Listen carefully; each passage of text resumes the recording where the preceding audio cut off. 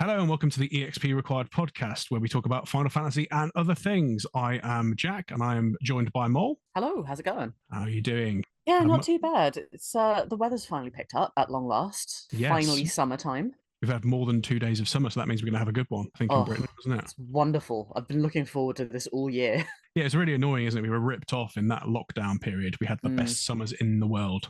And then the Uh, next 2 years were just very grey and a bit Yeah, chilly. it's just divine punishment. What can you do? So today we are going to be talking about Final Fantasy IV. It's a whole episode other than our extra topics at the end dedicated to this one. I think because it's such a big deal, isn't it? This one, it's kind of like other than 7, it's kind of like considered the greatest Final Fantasy. You know, I'd go so far as to say that about it, honestly. It's definitely one of my favorites. I don't know about you. it's one of my favorites as well. It's one of the most I think impactful on me as I wouldn't say as a game. It's going to sound really pretentious, but like I think its influence on me to investigate other Final Fantasies was probably the thing, because of like the fact that there's so much around this its release and different versions and stuff like that. It piqued my interest on porting and stuff like that, which we'll get into in a bit. So yeah, that's what we're going to be talking about today. In true Final Fantasy fashion, we've made our episodes out of order, because our first we were talking about 7, 8, and 9, then we talked about 10, 10, 2, and 12, and then we jumped to the movies, back to 1 and 2, and then we skipped over 3, because that's what you got to do if you're fantasy. Skip over 3. We'll get to 3 at some point, but I think 4 was the one to dig into and talk about in a lot of detail. So I don't know about you, but I really wanted to get to this one as well. I've been looking forward to this for a while. Yeah, it's just like, it's like a comfort food, isn't it? This game. You know what I mean? Like, Warm, filling plate of Final Fantasy yeah, it's like, you know what? I'm going to try foods from different cultures and go to different restaurants and learn stuff. You know what? I just fancy a pizza. Is that kind of thing, or a burger or something like that. It's the one. So yeah, so just talking about a brief intro for the game. So this was released in 1991 in July in Japan, with an easy type version following later in October that year, and then a US release in November 1991, so which was actually famously as Final Fantasy II. Now, what's interesting about this is that more or less this is the first time the game was released stateside and in Japan around the same time. Yeah, it's kind of a big deal, especially considering when you look at all of the previous titles that we've actually discussed, knowing that, we didn't get 1 and 2 until years after the fact. 4 being the first one definitely kind of put Final Fantasy on the map, I feel like, for the Western world. Yeah, totally. There's an element of like, I mean, obviously we'll go into detail about easy type in a minute. I've mentioned it there. Essentially, you could tell it was Square trying to branch out and sort of claim that Western market with this game. I guess made sense as well. I mean, it's interesting. I've got noted here that this essentially was a big deal for the SNES or the SNES, as you want to call it that, because it was kind of like Nintendo's answer to other JRPGs and things like that, things around that style that were coming out at the same time on the Mega Drive, which came out a little bit earlier than the Super Nintendo in the late 80s. So like things like Phantasy Star 2 and Sword of Vermilion were sort of RPGs at the time were coming out on Sega.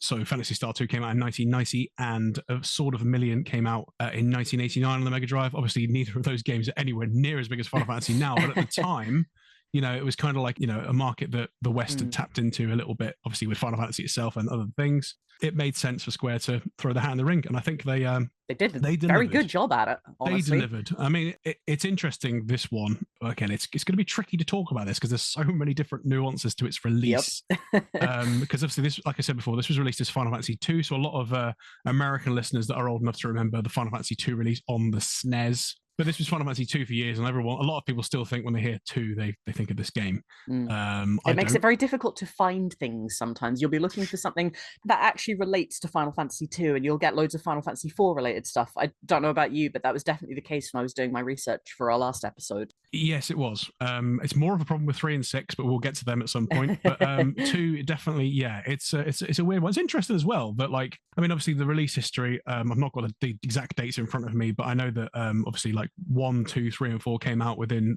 3 or 4 years of each other in Japan. They skipped out with 2 and 3 for North America and Europe entirely. Europe had nothing at this point, which we'll get to at some point. It's interesting that this is quite close to 2. It's been called 2 in North America. So essentially with Final Fantasy 1, we had a sort of Dungeons and Dragons in a video game form with a few changes, but some like classic story beats we talked about in the last episode. Final Fantasy 2, the actual Final Fantasy 2, went a lot more story driven in its approach. 3, we haven't talked about in detail yet, but that dipped back to a more classic RPG. You can make your own character type thing with the job system and stuff like that. 4 then went back to be more of a story-driven game, and certainly like a lot more, probably because of the technology, and obviously like time had moved on, the story became probably the main focus as well. But it's interesting how it kind of links to 2 in that sense, you know. I don't remember if this is something that we actually talked about in the last episode or not, but 2 definitely set the scene for Final Fantasy in a lot of ways, and I feel like the story is definitely one of those things. 1 and 3 were very much loved for the battle systems and the ability to customize your own party and have an adventure, basically, you know, really go back to your Dungeons and Dragons style roots. 2 really set the scene as far as, let's tell a story with this video game. Let's see just how far we can actually go with that whole idea of a story and characters in this world. Because I don't know about you, but 1 and 3 never really scratched that itch for me. And then 4 kind of took what 2 began and ran with it. And then, as far as I'm concerned, that's where Final Fantasy really found its niche, actually. Like, 2 painted the roads and 4 ran on them. Yeah, 2 laid the road and 4 followed the yellow brick road. Yes. Yes. So but no. So yeah, essentially 1 and 3 were kind of like a choose your own adventure type thing. You put yourself in this sort of almost blank slate of a character, which is good for like, you know, certainly, you know, it kind of ties in with a lot more modern RPGs like Skyrim and Dark Souls and stuff like that, and games where you can kind of like become your own person. It has its sort of audience in it, and I like it as well if I'm in that mood. But like, obviously, yeah, with the story-driven 2 and 4 had specific named characters, and I think 4 capitalized on what we talked about. We talked about the job system. We've not gone into the job system in too much detail, but essentially, like, the job system, in a sense, appeared in the first game, where characters were given a class and you stuck to that class. Obviously, you couldn't change the jobs quite the same way you could in 3 and even 5 later in other games. But essentially, 4 locks you in 2 jobs. Yes, the first time that happens. Which do you prefer? Do you prefer having the freedom to choose however you want your party to be, or do you prefer having very strict roles that you need to, like, you have no choice but to follow? Ooh, that's a really tough question. As I've said before, Final Fantasy VIII is my favorite game in the series, and you got so much freedom in that game. Obviously, we've gone to Final Fantasy VIII. What have I done? It didn't take very long at all. That game is each of the characters has their own story. I think it's a good balance, isn't it? That's what we need. In this game, yeah, everyone's regimented into their own class. There's only, I think, 2 class changes, but they are driven into the story. You can't influence those class changes, but each character has their own story that ties into that class as well. In Final Fantasy VIII, the story kind of drives towards that situation where you can kind of do your own thing, because you're in a school environment where you can choose your own destiny. You know what I mean? I always find that the characters of 8, they have their own, like, stereotypical archetypes, which only really manifests in their limit breaks and weapons that they have. But the characters and their classes are they're 2 completely different things, as opposed to 4 and, honestly, games like 9 and 10 as well, where the classes and the characters are so inextricably linked that it feels really difficult to not talk about both at the same time. You can't say, I don't like, you know, white mages in these worlds, because it kind of feels like, oh, I don't like these characters, even though that's not really the thread that you're trying to follow. It's a very interesting line, actually, marrying characters to their classes, and then having that be, especially in 4, such a narrative driving force as well. I mean, I know this is something that we'll talk about a little later when we get onto the story proper, but oh yes, you know, obviously Cecil's whole inner turmoil is directly linked to his class. You know, everything about Rydia's growing up is directly linked to her class and where she finds her place in the world. It's very interesting to have those things just so linked. Yeah, totally. And one of the big themes of this game, again, we'll dive into it a little bit deeper when we get to the point in the story, is that Cecil starts off Cecil. Let's stick to calling him Cecil. Let's stick to calling him Cecil, because that's the one true way. So Cecil, essentially, he is a Dark Knight from the get-go. Now, I think it's probably a good time to talk about the story beats from the beginning of the game. I think a little bit. Hang on, let's rewind a minute. Let's talk about personal histories. We haven't done that yet. So, that's a good point. So what's your personal history with Final Fantasy 4? So I suspect it might be a little similar to you, actually. Being in the EU, we did not get Final Fantasy IV until it came out on the PlayStation 1 with Final Fantasy Anthology. Final Fantasy Anthology, that was right. It was bundled with 5, and I loved that artwork that they had. That, I think it was the Amano spread. Yeah, absolutely gorgeous. Don't get me wrong, I love the classic white background. Anthology and Origins, honestly, not even Origins, just Anthology's cover was just beautiful for me. It's beautiful. So that was definitely one of those things that I think I must have gotten as a gift one time, and then was, you know, it's Final Fantasy, I'll sit down, I'll play it, and I hated it. at first. I really, really had a bad time with Final Fantasy IV the first 20 or so times that I tried to play it. I enjoyed what very, very little there was of the game up until I got to Damsian and you get Edward into the party. And it was because I didn't quite understand exactly how the battle system worked and what I was meant to be doing. I know a couple of times I got lost trying to find the Antlion Cave, and the most spectacular give up, which lasted for years, was I found the Antlion Cave in the end, made it in there, and of course Edward has that potion ability where you can heal everyone. I think it's like a 4-way split cost of a single potion in your party. Wonderful. Didn't realize it actually uses up potions in your inventory. Yeah. And at that point in the game, you don't have a healer, and I was shit out of luck. So upon realizing that I had essentially locked myself into an unwinnable boss battle, I just gave up. And Yeah. I came back to it, I want to say about 5 or 6 years later, and I used my brain this time. Got through the Antlion fight, I finished the game, and I never looked back. 4 immediately shot up to one of my favorites. It took a while for that anger at Edward to resolve itself, because it was misplaced anger. I'm sorry, Edward, that was me. That wasn't you. I should have known better. But yeah, that's kind of my general history with 4. After jumping over that hump, I eventually got around to playing the whole thing, and since then I must have played it a good 30 or so times on various occasions. I adore it. When it came out on the Nintendo DS in 2007, I specifically went and bought a DS so that I could play really? the remade version. I loved it that much. Cool. So yeah, kind of similar. I don't think I've quite got I don't think I've played it as many times as you. Let's put it that way. But yeah, I feel like that's a recurring thing that you've said a few times yes. now. I think it's just most of my time has just been spent on Final Fantasy VIII. Not most of my time in life. Like most of yeah. I think maybe I just forget I spend so much time on these games because I probably do spend more time than I think. I'd hate to see the real world stats. Yeah, it would be really interesting. So I personally got this as part of the Final Fantasy Anthology, as we said. So that came out in 2002. So I think the Final Fantasy Anthology was different in the States, but we got 4 and 5, and that was the first time we got 4 and 5. In fact, it was the first time I believe we got anything before 7 in Europe, PAL territories. Yeah, but altogether, beautiful artwork. I remember seeing this in Asda at 11 years of age when it was brand new, and I remember thinking, "Oh my god!" And I looked at the back and I saw that the screen grabs were 2D. Now, at the time, I obviously had a Game Boy, so I was playing Pokemon like every kid on the planet Earth. And I remember, I don't know when this was, but I think it was around the same time. I remember slightly tangentially in terms of games that we're talking about, staying in a hotel with my family and playing Legend of Zelda: Link to the Past on a TV. Wow. A weird thing. I don't know what hotel it was. It was a Marriott or something like that. And they had like this built-in, like you pay 10 quid for the day, you could play a SNES emulator, and it had I'd never leave the hotel room. Well, no, I remember I did spend a lot of time in the hotel room. I was about 10 or 11, and I played like it wasn't like all SNES games. It wasn't like a SNES Mini or anything. But I remember it had Wario's Woods, and it had Link to the Past on it. Now, when I played Link to the Past, which I think came out the same year as this game, I remember like thinking, "Wow, this is cool. You can explore this castle in a 2D sense." And it was that much better in terms of fidelity graphically than the Game Boy was. You know, the kind of 16-bit style with the music and everything like that looked really incredible. And I got the same vibe when I put this game in probably a few months after that. I just remember like when I first played it being blown away by its presentation.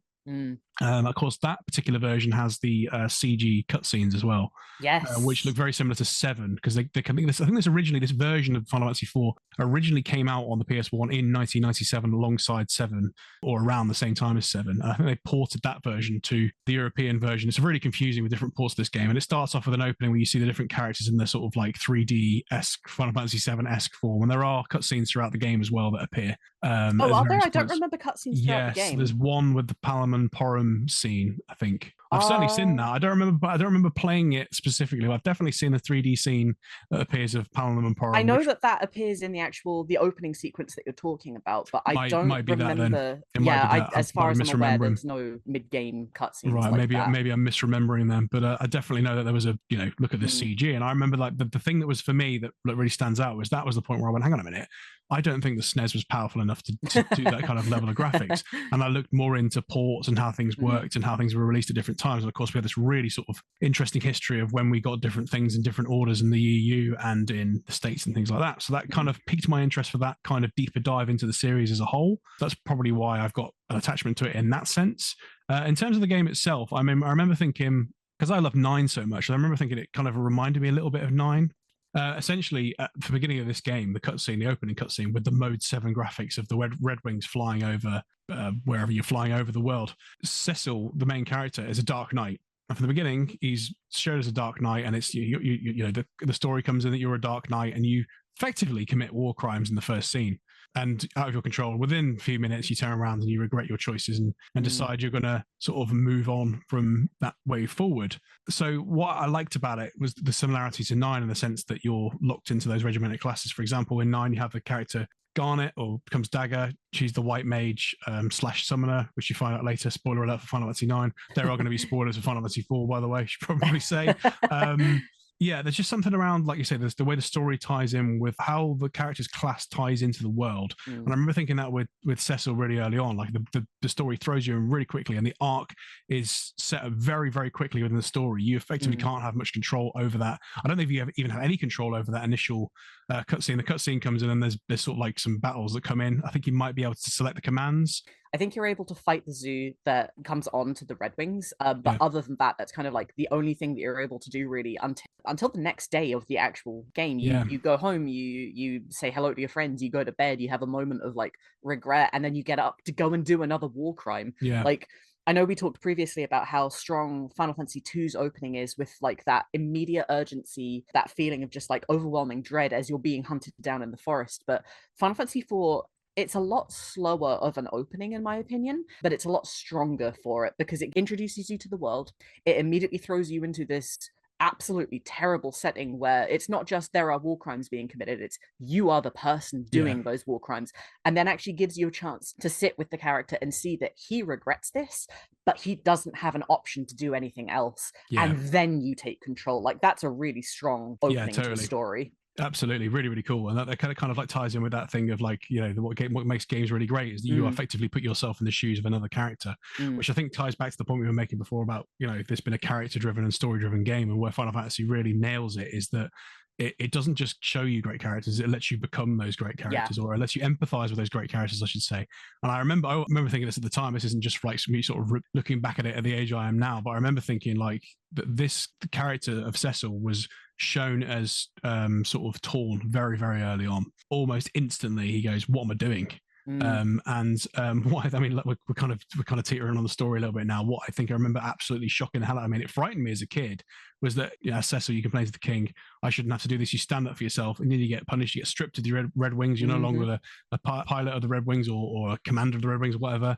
And then you're immediately sent to another town with no understanding of what you're going to do, and then you effectively commit a war crime without even realizing it. So it's like almost this thing of like, you know, like even resisting gets you nowhere. And I remember thinking at the time, thinking, whoa, okay, this is something different, this game. This, I mean, like, considering the fact that it was obvious at the time that 4 was older than 7, 8, and 9, which I was familiar with at the time, it was still thinking, wow, you know, the fact that this came out earlier and had such a deep sort of storytelling and dark storytelling method was quite impressive, I thought. And it's not really like Final Fantasy's ever shied away from the darker stories. I mean, if you take 1 and 3 out of the equation, because they are just the, you know, the party of 4 saving the world, you know, 2 opens with, we've just said before, with war crimes being committed against you. 6, the entire world is a crapshoot. 7, you're a terrorist organization. 8's not too bad right at the beginning, and then you learn that you're child soldiers, and then you're like, oh no, this world is terrible. Again, 9 isn't too bad, but eventually the entire world is pulled into war. You know, it's not like the series is a stranger to introducing dark things whatsoever. They are essentially, and this is something I've always considered them to be, but young adult stories, because they kind of, that's the demographic that they're aimed for. So it's not like it's out of the blue, but again, for showing you just how locked into everything that you are and unable to, like you say, to even stand up for what you think is right from the get-go. I know right at the beginning you have a moment before you actually like take control proper, where you walk back to your room essentially in shame, but you can take a quick detour and talk to your friend Kane, who essentially barges into the throne room and is like, hey, chill out, I'll look after him, don't worry about it, Cecil, let's fucking go. If you go and talk to Kane after you've been stripped of rank by the king, he actively says, I know how His Majesty raised you, but, you know, this is, I got more freedom as the son of my father or whatever. And it's like, you're not even exempt from this behavior and being stripped of rank by virtue of being essentially the king's son either, which is a huge deal. Like, totally. being essentially a prince, and that's kind of like I don't remember 100% if it's outright stated that Cecil is adopted from the get-go, or if it's kind of just like, you are the king's son, you know, in blood or whatever. But Yeah. to essentially be a crown prince and to not be exempt from standing up to the king of the country, your own father, is kind of like, Jesus, this place sucks. Yeah, I mean, I think it's interesting as well because this is where the spoilers begin. Later on, Kane obviously, I don't know, is brainwashed the right word? He gets the villain ends up Mind Golbez control. mind controls him. Well, it's not really Golbez, it's Zeramus, isn't it? Is Mm. Zeramus or I can never like it depends on what version you play. Zemus, yeah. Zemus, yeah. Effectively, Kane gets controlled later on. I think it's really interesting. That part of the story is really important because effectively Cecil never gives up on Kane, even though he's quote unquote evil. He's not. He's obviously been manipulated and he has his powers used against him because he's, you know, Yeah. he's not weak-minded, but it's like one of those things where it's like, you know, I do like that story beat that Kane's had Cecil's back and then Cecil wants to have Kane's back as well, which I really, really like. I think this is a very good place to bring this up then, actually. The main gap in Kane's armor, so to speak, which is the main reason why he's actually able to be mind controlled, is the love triangle between Cecil, Kane, and Rosa. What was your opinion on this? Because love triangles are a very thematically appropriate for young adult fiction, in my opinion. But I know people who didn't like it, and I know people who did. Which camp did you fall into? To be honest with you, I was kind of indifferent to it because, like, my memories of playing this when I was younger was like, you know, the love stuff kind of fell flat on me a lot of the times. It wasn't until I revisited them later on. And I think it's just when I got to the point where I had revisited it, it seemed very generic to me in that sense. And it was pretty obvious from the get-go that it was going to be Rosa and Cecil's love story. So like Kane, I almost kind of felt, I can't believe I'm going to reference this, but it kind of felt like the, you know, the Twilight thing of like, this character's not going to get with the main character. Why are we focused on him? The werewolf. I'm not going to mention his name because I don't know, because I've never seen Twilight. It's that kind of thing, isn't it? It's like probably at the time would probably be more impactful, but to me, when I experienced it, it's really interesting that you bring that up though, because as far as I'm aware, and I could be completely wrong about this, I don't really know much, especially not video game media from the 90s and the same kind of era. But as far as I'm aware, this is kind of archetypical of that kind of thing. Obviously Twilight came a lot longer after Final Fantasy IV, but like a lot of the stereotypes and cliches that you actually see in Final Fantasy IV, they weren't stereotypes or cliches back in the day. They were actually one of the first. And it's kind of that I've definitely seen a lot of opinions in the last 10 years or so of, oh, you know, Kane's a fucking incel, he's a simp, whatever. But I don't see it that way, and I've never seen it that way. The characters are all fairly young, you know, they're in their early 20s. It's a warring world where they're all doing war crimes. They're under a hell of a lot of stress. You know, they're brought up in a feudalistic society. Kane being in love with his friend, and like until he's actually mind controlled, he doesn't do anything. He's happy to just, well, he might not be happy to, but he stands back and lets it happen. That's, you know, he's not a bad person. I think he gets a lot of undue hate for his actions. He gets a lot of due hate as well, but that's a different story altogether. Yeah, I mean it's interesting because I remember like when I first started looking at this, I remember like really, really liking Kane as a character. I think a lot of it to do with his class, the Dragoon side of stuff. And Kane, it's just cool, isn't it? He's just cool, but it's like he kind of like he doesn't really show up as much as you'd think as your character. He's there for the first like 15 minutes, and then that's it for like and then 10 there's no like brave return later. Like he's basically essentially an antagonist for a lot of the game, and so he kind of like he probably breaks the rule we mentioned before of not quite, because obviously he still is there and he's still part of your party, but like what we said before, where the character story is enshrined, if that's a word, with their class and everything like that. Like he's kind of like an outsider. He's like, you know, he's a different part of the world in a sense, kind of like Sifa as an ape.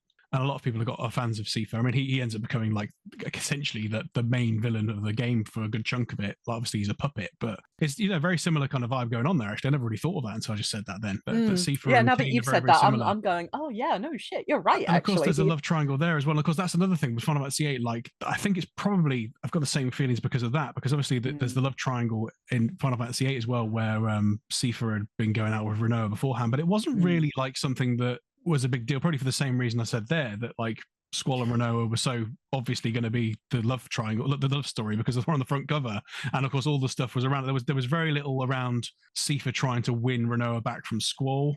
I think the main difference between 8 and 4 in that regard, or the love triangle regard, is that 8, it had ended before the actual story of 8 begins. Like Sifa and Renoa, Renoa says actively at one point, like we haven't seen each other for a while. Like it's not like Cecil and Rosa, who were very obviously an established couple. Yeah.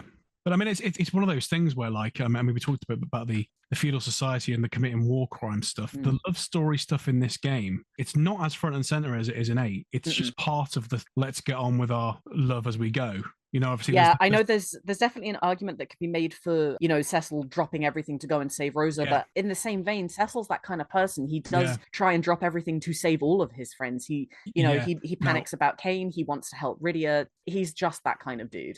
It's really interesting because like I was going to bring that bit up there. Effectively, like the story beat is that Rose is in a coma, effectively, or whatever. I don't know what it might be, a trance or whatever. I can't remember what the actual phrase is, but essentially you got to go into the Antlion cave, isn't it? And you got to go and get you got to go and get from the Antlion. That's it. It's the sand pearl, isn't it, to wake her up, and that becomes the main story beat. And obviously he's concerned about Rosa because he's in love with her, but at the same time, it's the right thing to do. But also, it's the most strategic thing to do as well because Rose is capable.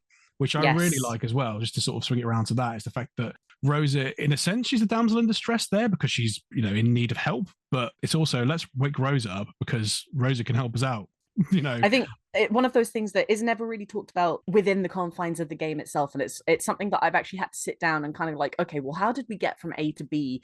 Rosa is a damsel in distress in this scene, and insofar as she needs help, she needs waking up from, you know, being heat exhaustion or whatever it is that she's been afflicted by. But if you take a step back and look at what came before, Rosa heard about what happened at the village of Mist, and she went to go and find Cecil, presumably against the orders of the king. And the only way that she could have gotten across Mist to get to the same area that you've gone to is to sneak aboard the Red Wings and then jump off of them as they fly over the desert. There is no physical other way for her to have gotten to Kaipo before you otherwise. I never really thought of that. I mean, Rosa's kind of a badass, actually. Yeah. The love story stuff, I mean, it's interesting because you sort of like, I guess a lot of it just passed me by with the love triangle stuff. I guess a lot of it's in dialogue, isn't it? It's the main conflict between Kane is the fact that Kane's been brainwashed or mind controlled or whatever. You know, it's not really like, I mean, again, going back to 8 with the whole thing with Sifa, like there's a point where Sifa needs to grab hold of Renoa to give her to Adele for at the end of, I think it's the beginning of the 4th disc of the game. Yeah, right. And there's no love lost at that point between him and Renoa. It's not like that he's not like he uses his like in with Renoa to manipulate her or anything like that. And it's sort of, I think that bit with Kane felt like that to me. It's almost when he becomes the sort of mind slave, it's like he's just like one track, like, you know, maybe he's thinking I've been diddled because I couldn't get with the girl I wanted, but at the same time it's like, no, I've got to do this because, you know, whatever. That's my memory of it anyway. It might be like maybe it's because of the translation I've read, because there's like 8 billion different translations in this game as well, you know, like that could be it. This is interesting because we talk about both our history with this game. We got the hard type version. The PlayStation version we got was based off the original Japanese version, whereas the one that Final Fantasy II the States got was more akin with the easy type version. I think there's a lot of like history with which one came first there. It's really confused because I think easy type came out afterwards but was in development first, or the other way around. I'm not really sure. It's really difficult to find information out about that on the internet. It's really tricky.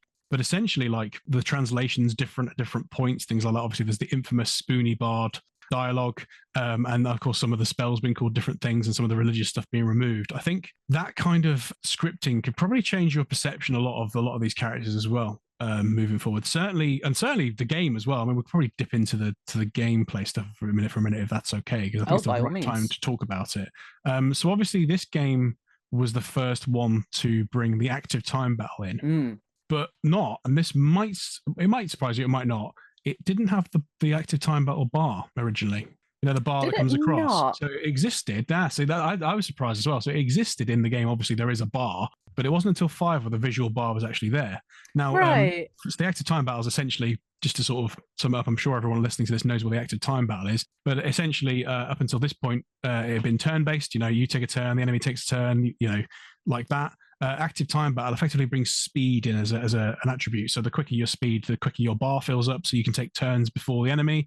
Same, the enemy's also got an active time battle bar, so if they got quicker speed, they can potentially get 2 turns in before you get 1, that kind of stuff. And this is where things like slow and stop come into play, and where they become very, very useful. Haste as well is another one. Of course, it's interesting that this particular system, I think it's synonymous with Final Fantasy. I mean, people are talking about now about how they want to return to the turn-based format. I think they're talking about return to the active time battle, because it was pretty much, you know, it came between 4 all the way up until 9. Obviously, they had a different sort of active time battle for 10. It kind of became a little bit more. It did change. It's PS2 era onwards, yeah. We talked about it, didn't we? But 4 through 9 were essentially just that active time battle thing, and then of course 10-2 used it as well. This sort of set the staple, and of course I think really solidified Final Fantasy. We talked about the story and its influence and everything like that. This solidified Final Fantasy as Final Fantasy. This is the one that hit the home run. Of course, it made the sales as well. So they kind of like struck gold with this one.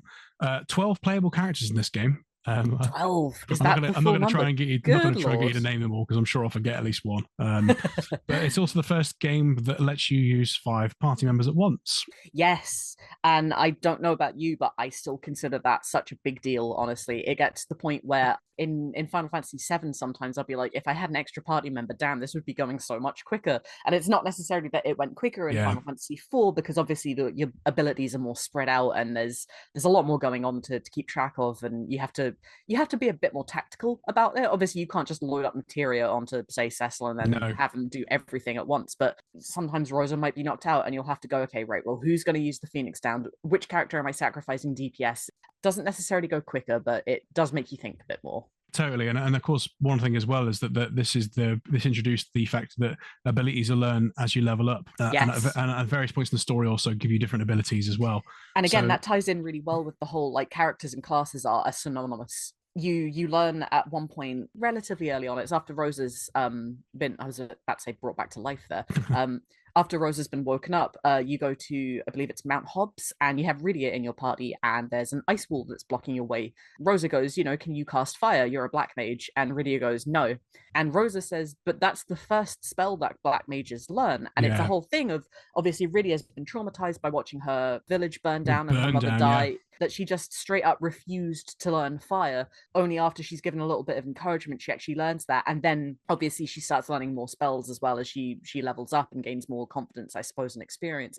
Having not even just that as well, actually, now I think about it, you have Teller. His age is getting in the way of him remembering spells. This man is a fantastic spellman. People around the world know his name, and yet he's gotten to the point where he doesn't recall things quite so well, and sometimes his spells fail because of it. Like, that is just beautiful gameplay and story integration. Like, it doesn't get better than that. I don't think so. It's interesting because I keep jumping to the other games. This is going to be influenced in the series. 9 does that as well with Dagger and her, or Garnet at the time, I think she technically is, where she has her summons locked out. So you can see that she has summoning magic, but you need, I think it's 96 MP to be able to summon Shiva, which is the first summon that you can use. Obviously in the game you can, if you really, really want, grind until you get to a point where you can use Shiva in battle. I've done that before. I wouldn't recommend doing it. It's a big waste of time. It's probably easier now with the speed boosts on the remastered versions. It's something that you can do, but the idea is that they're locked out because she's frightened of using them, and it takes so much MP for her to use because she's got a block on it. I always interpreted it as just she's not mature enough to be able to use them. Oh, so that's interesting then, because I thought that with the story beat in that was that she was frightened of her magic and didn't want to use it. So that's interesting. I mean, potentially it could be that because, of course, there's the 16-year-old thing. I mean, that's an interesting, that's another thing to dive down at some point. But it's the same thing, isn't it? Effectively, like in this game, it's been a while, so I can't remember exactly how the progression comes, whether you just learn abilities as you go, like in Pokemon, where you just get to a certain level and it goes, would you like to learn this move? Or whether there's like a map that shows you what abilities you can learn. Far as I'm aware, and I don't remember if this changed for the DS version. I don't think it did. This is what I mean. I don't know which version. But I believe that there are certain spells that you learn at like a particular level. So I think you learn Holy at like level 42 or something like that for Rosa. And it's really difficult to remember with playing this game at different times, whether I remember it because I knew it from reading it was that level, or whether there was something in the game that actually indicated that that's what.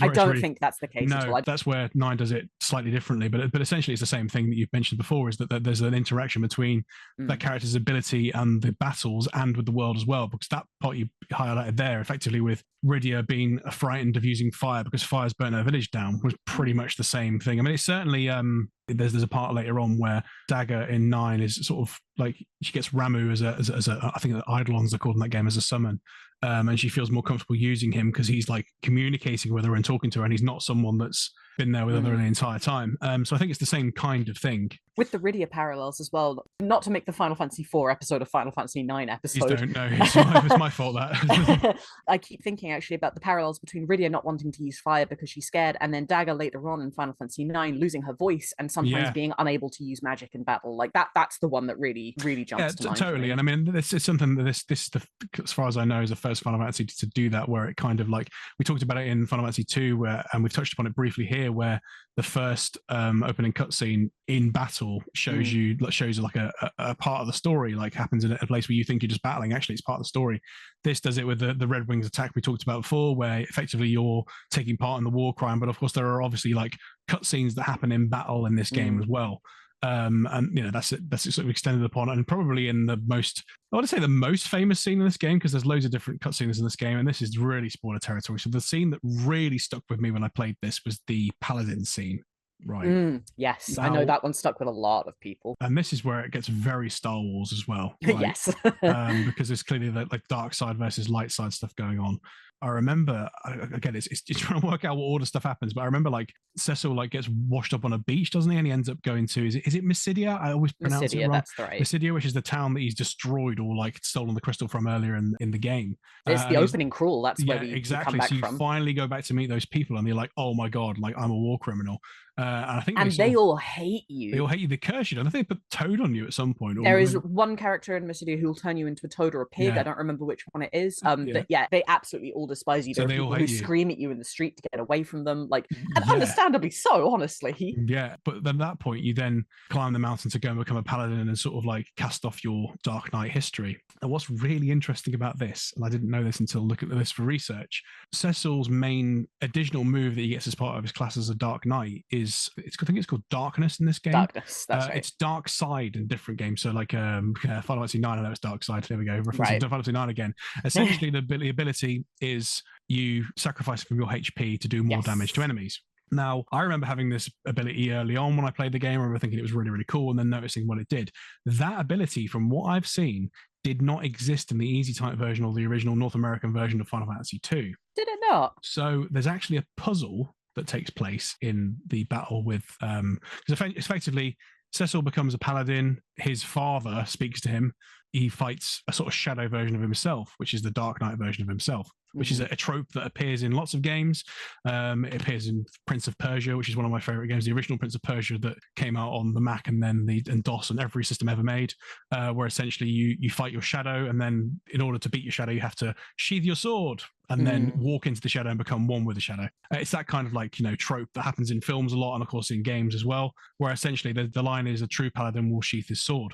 The puzzle is effectively you've got to realize that the Dark Cecil is casting Dark Side, so he's dealing damage to himself as he goes. Now, in the original version, you didn't have access to that ability, so it probably would have really confused young audiences thinking, well, what's happening here? And eventually, the whole idea is that you go, right, hang on, that ability hurt me when I was using it. I'm just going to let him whittle himself down, and then I'll win.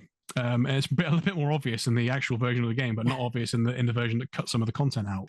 I always find that whole puzzle to be quite amusing, because it's the whole like, sheath your sword, you have to not fight to win this battle, and then you have to go out and just kill every fucking thing, because Cecil is really underleveled. It starts at level 1, I believe, as a paladin again, and you have to grind that motherfucker up again. Thanks for the advice, Cluia, but I'm taking it from here. Yeah, it's always a bit weird, that stuff, though, isn't it? It's like, you're going to be a light knight, you're going to be a paladin, you're going to be a Jedi. It's like, they've killed so many people. It's like this, oh, no, you must be a wonderful warrior and be really nice. But it's like, I think you smile when you kill people. It's okay. It's kind of like the vibe. Yeah, don't steal their crystal. Ask nicely for their crystal, then kill them anyway. It's kind of like the vibe that goes on, isn't it? It's I think the paladin design looks really good in this game. I mean, I think... I always really enjoyed the 8-bit sprite, or what was it, 8-bit or was it the 16-bit sprite that we got with Origins. The coloration of it, there was something about it that was just thinking that Cecil had purple hair rather than like a headpiece going on, and it was cute. And then when they redesigned it for the DS version for it to be like more blue and white and in keeping with like lunar coloration, which I guess makes sense, and I can't believe I'm only just realizing that actually. The thought pinged as I was saying that. And it's not that I think it's a bad design, and obviously it's the one that stuck. It worked its way into Dissidia, and that's kind of the one that everyone thinks of. But there's something about the original 16-bit sprite of Cecil that's just like, that feels like Cecil to me. It does, yeah. I do know of at least one person out there. They were disappointed in a sense when Cecil's new look was revealed. They're a person of color. And when they were younger, they got to the reveal, and they always assumed that Cecil had darker skin because the sprites do have different shades of skin. I believe that it was kind of just a moment of reflection when they were like, well, okay, well, Cecil is as white as the driven snow. Whitest person ever now, and not the person that I always like imagined him to be. And it was a bit of a letdown for them. And I obviously, as I'm a white person myself, I didn't necessarily think that, but it was definitely an eye-opening experience. And again, with the you and I talking just now about how we interpreted Garnet being unable to summon at the beginning of the game, I like the ambiguity of the 8-bit and the 16-bit stuff because it gives rise to more different interpretations rather than being outright told or outright shown this is the way that it is. I like being able to interpret things myself, even if I'm wrong, even if other people disagree. I think essentially they've kind of amplified that, probably by accident, with the translation differences we just talked about there, because all 3 regions will have a different experience with this game, which is I think unique, because effectively in the past it's been Europe's had a different experience than North America and Japan, because they, but in this instance it's all 3 are very, very different because we had ours a lot later. Now I think certainly me and you certainly played this after we played other Final Fantasy games. For a lot of young kids in North America specifically, this might have been their very first exposure to Final Fantasy. So I think effectively that the whole idea is that because there's been 3 different versions of this game essentially, it's added to that part there of people having their own interpretations to the story and the characters. Now, I think that the characters are all fantastic in this game. I'm trying to name them all, but they're all very distinctive. So there's, let's try and name them all, right? Okay. The 12 playable characters. We've got obviously Cecil, Kane, Rosa, Rydia, the twins, Palom and Porum. That's 6. Edge, Edward, Teller, Yang, and then Fusoya 11. Yep. I'm missing one, aren't I? Who am I missing? Do I know it? It's obvious. Are you giving up? Yeah, I give up, yeah. Golbez. Of course. Although I wouldn't really class him as playable. He does his heel face turn right at the end. Right, he's playable in the after years, isn't he? From what I understand. Not that I've played that, and I've not got enough knowledge of that to be able to talk about that in detail. No, this is strictly going to be Final Fantasy. Yeah, let's not go into that. Let's not pick that rock up because I have no idea what's under it. So, but I'm actually impressed. I got 11 to be honest with you. But I think I'm normally terrible with names, but and I haven't got a cheat sheet list here either, just to throw you off. They're all incredibly distinctive characters. Yes. Like the fact obviously they have their own classes and everything like that. They all do their own thing. They all have their own motivations as well. And what this goes further along the line I mentioned in the sort of discourse on 2, that like people doing stuff off camera in this game. You mentioned Rosa with her jumping off the Red Wings thing, which is really, really interesting. You can kind of fill the blanks in with that. What did this character do? And this is something I've always found fascinating about stories, and something they've probably gone, I think I mentioned this before, they've gone too far with like sort of Marvel movies and stuff like that now. What's going on with every single character at every point? If you build in a bit of intrigue and into your story of this could have happened, that's when I think it's done better. And I think I've jumped on Stargate's defense for a long time of like how they had 2 shows running concurrently together that didn't necessarily intertwine, but they had storylines that overlapped, and it made sense they could overlap, so they'd get something in one series that would feed into the other series, but it wouldn't be so intricate we had to watch both of them, but watching both of them together would make you see a bigger picture, and you could go, actually, picture, and like there are certain people that have like put some scenes together chronologically and stuff like that, and pieced it together. And of course it doesn't work out completely perfectly because it doesn't need to, but of course it's that world building of like, for example, paying service to your fan base, where essentially something becomes canonical for something like that. Like that isn't mentioned in the game, but if enough people say, well, we think this is what it is, it could become canonical, things like that. There's stuff in 8 with the Squalor's dead stuff, and Renoa is Ultimecia stuff. I think they've confirmed that isn't the case, but they've also acknowledged the fact that that's it's an very interesting, and they could very well have existed. And essentially, that's we won't jump too much down 8 because you'll never stop me. But it's interesting how I love that part of it. And of course, there's a bit where I think Teller disappears for a good chunk of the game. And now Teller obviously is he's the black mage, isn't he? And he's a sage. He can use both black and white magic. Oh, okay. So, right, yes, you're probably much more au on exactly what the different classes are, because that, So essentially, he's like, well, probably why I've jumped down the black mage path is that he's looking for Meteor, isn't he? That's right. Quite funny how it's not Ultima. He's looking for Meteor. Ultima was the big spell in 2. The big spell in this one is Meteor, which of course then becomes a big spell in another game. I don't know which one what that is, but essentially Teller's character, we've jumped around a lot with different stuff. We could probably have an entire episode dedicated to each character in this game because they have such interesting stories. I'd And be they all down. intertwine with each other because, of course, I might get some of the names wrong. I think it's Teller's daughter is Anna. Is that right? That's right. Yes. And Edward is in love with Anna. Teller does not approve of Edward. Calls him a spoony bard in the battle, which is the best thing ever. You spoony bard. That's probably the most iconic line in this game, isn't it? Like, so it's very interesting that you bring that up, actually. Originally, my wild card for the second half of this episode was going to be on translations across different video games. I ran out of time researching and I swapped over to something else, which I think is a bit more interesting to talk about anyway. Episode on that, I think, probably. But I did actually lead into the concept of translations and localizations purely based on the Spoony Bard line. I wanted to go looking to find out, because obviously it's so well known and so mimetic. Yeah. And it's one of those things that's actually appeared in other video games outside of the Final Fantasy franchise, and even within Final Fantasy, I think it's made its way into like 5 games, I think, at this point. It's ridiculous. Like, it's one of those things that... I want a spoon with it written on. I'll get you one for your birthday, Jack.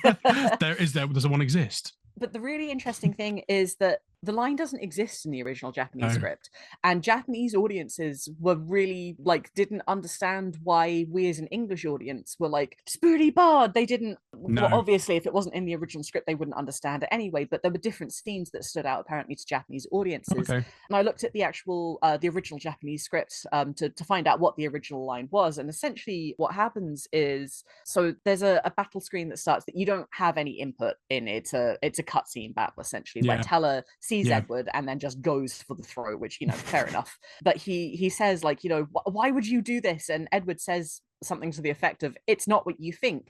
Now, what Teller says in the original is, well, what is it not what I think then? What's the difference? What's going on? What do I not know? Rather than calling him a spoony bard.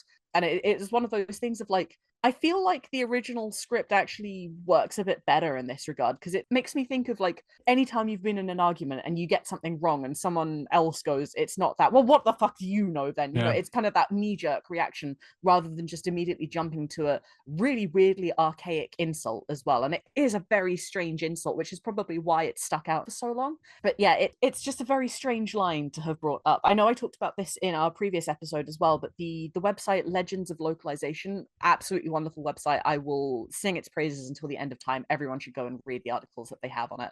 Legends of Localization make a point of saying that in all of the remakes and ports of Final Fantasy IV, the Spoony Bard line is usually put right at the beginning of the battle, but it's like the 3rd or 4th line of dialogue in. It should be. It's one of those things where you can kind of taste that the translators have been like, oh, the Spoony Bard line, we got to put this in because this is where people expect it, but they're not really doing it appropriately because of that, which is a really interesting thing to take on board. It becomes an iconic line. And I'm a very interesting website to delve into, but essentially, like, certainly at the time, well, throughout sort of, I guess you could say, Western media, catchphrases are really, really important. I'm not sure how big a deal catchphrases are in Japanese media, because I've only had it translated into English. But like that, like the whole catchphrase thing, "I'll be back" with Arnold Schwarzenegger, and that kind of thing is a massive part of certainly of cinema, which obviously influenced games in a sense. So having that line, like, a line everyone can quote, is definitely something that's I think really cool. It's really interesting how, like you say, it doesn't exist at all in the Japanese version. You know what I mean? It's one of those things where I think the translation group was called J2E. I'm not 100% certain on that. But essentially it was a fan translation group that put together a new translation of Final Fantasy IV, and I've played through it. It's not the best translation. They definitely take a few liberties. I know at one point William Shatner's name is invoked, and I was like, the fuck? But even they went to great lengths to keep the Spoony Bard line in. It's one of those things Spoony Bard Spock. It's one of those things of like, everyone just goes Final Fantasy IV, Spoony Bard. And talking about it just now has also made me think of like the misattribution of quotes from like cinema and other things. So you get the whole misremembered "I am your father" line when that's not what he says, or "nuke them from orbit" from Aliens, which again is not the actual line, but it's what people remember. Again, the Spoony Bard line going right at the beginning of the fight as opposed to its actual place. I don't know, it feels very Western to me. Well, it ties in as well with the bit I mentioned before about how like the translation itself becomes an extra element to that different way that you received it, when we received the game, what translation you got, as to your experience of it. What I think is interesting about the Spoony Bard line, I'm actually really surprised we've talked about this for so long, because I thought it would just be a throwaway joke.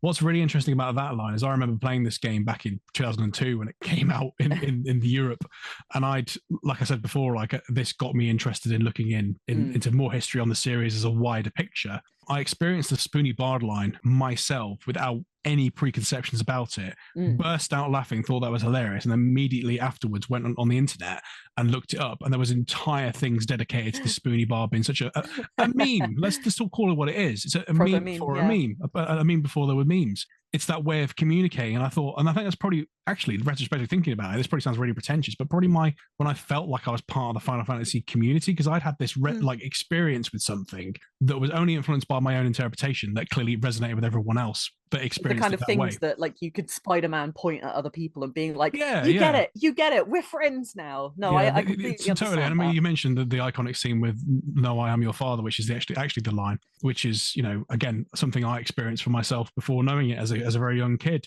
There are these sort of moments throughout any form of medium, and they do call them memes, don't they? Effectively, a meme is kind of like a shared experience from the same point. Or, I mean, I get too pretentious with that, but it's really interesting how almost uniquely this game has resonated a lot of that stuff from the translation perspective. There's obviously a few things that have come up later we've probably touched upon before. Obviously 7 had things like bolt as opposed to thunder and things like that, differences in translations of names, and 10 with its dub probably changed a few things here and there. Obviously there's the bit we mentioned before, I think it was in the 10 episode where we talked about, I think is it Riku says at the end of everything because of how long she speaks, things like that. But I think as time's gone on, obviously, like, localizations have gotten so good and we've become so intertwined as a species on the planet that a lot of those like little idiosyncrasies between translations kind of have gone away now to an extent. I think the very, very key word that you just said there, and I don't even think you realize, is localizations as opposed to translations. Because back in 10, 20 years ago, it was translation was the name of the game. You want to get the translation out there. You want the English speakers to be able to read an English script, and you're not necessarily going to localize it to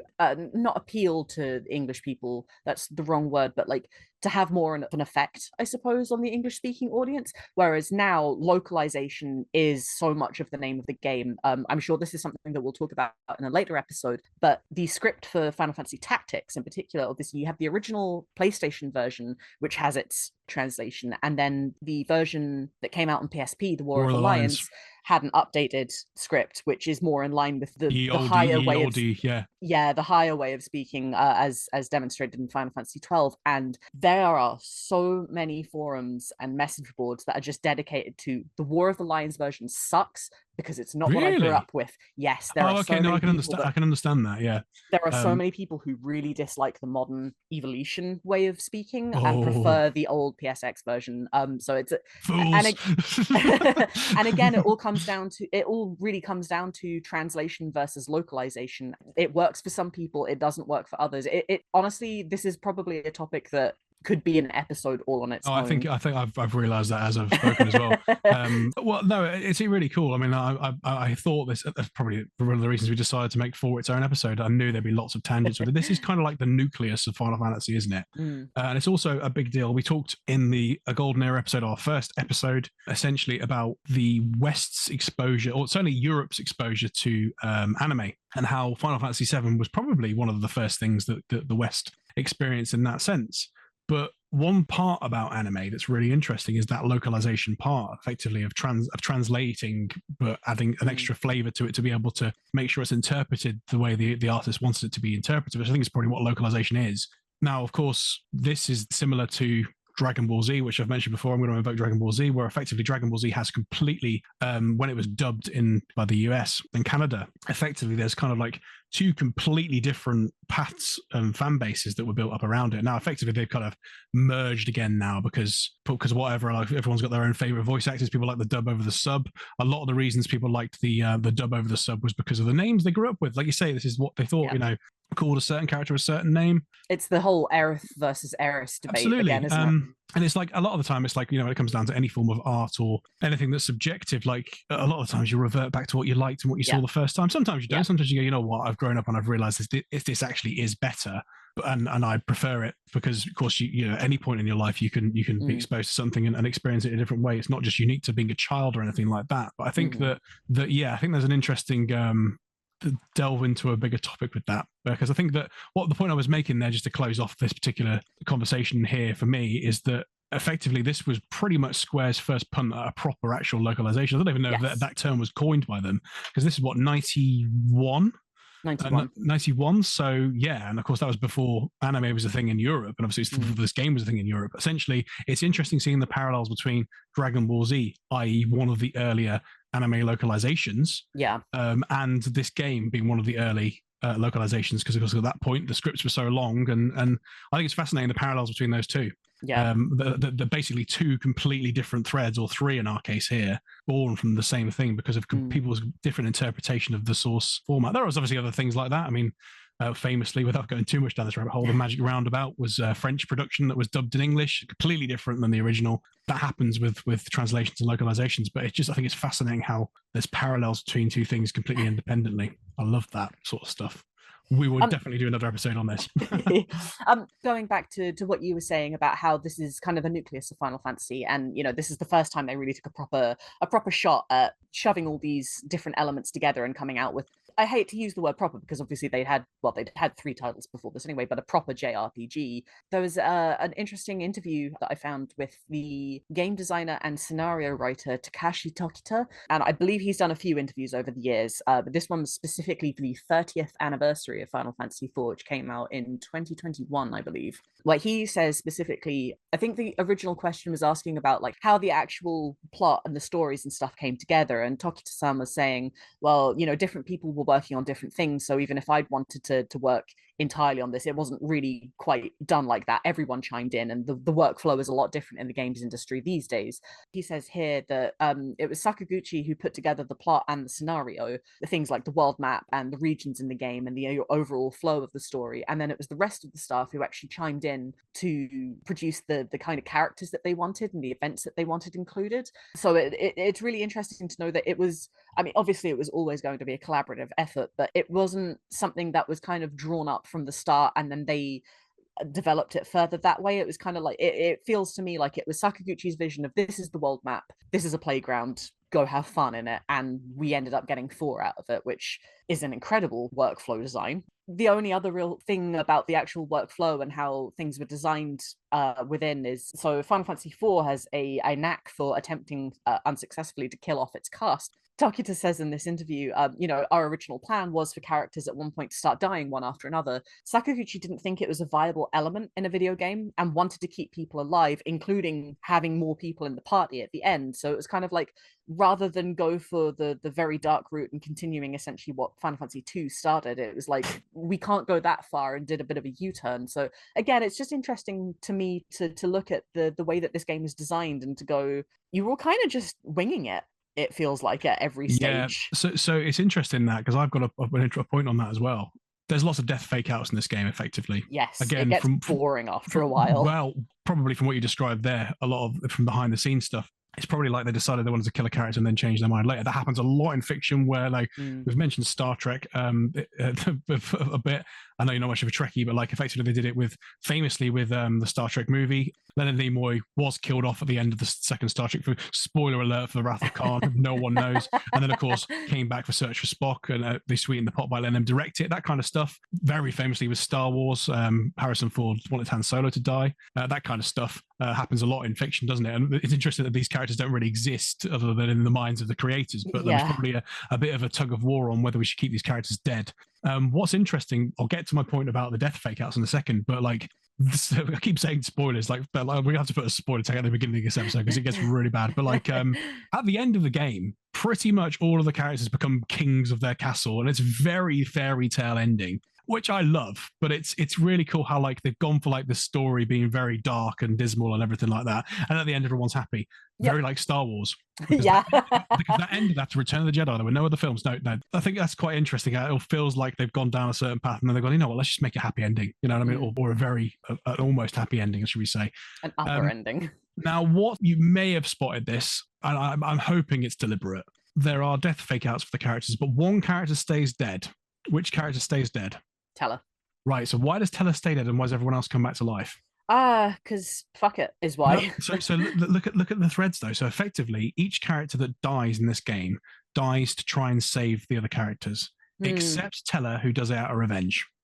So it's that theme, that Interesting. dark side, light side theme, which is definitely prevalent in this game with the whole Jedi Paladin dark side thing, is that effectively Teller gets consumed by his vengeance and then dies and then never gets the payoff to come back later.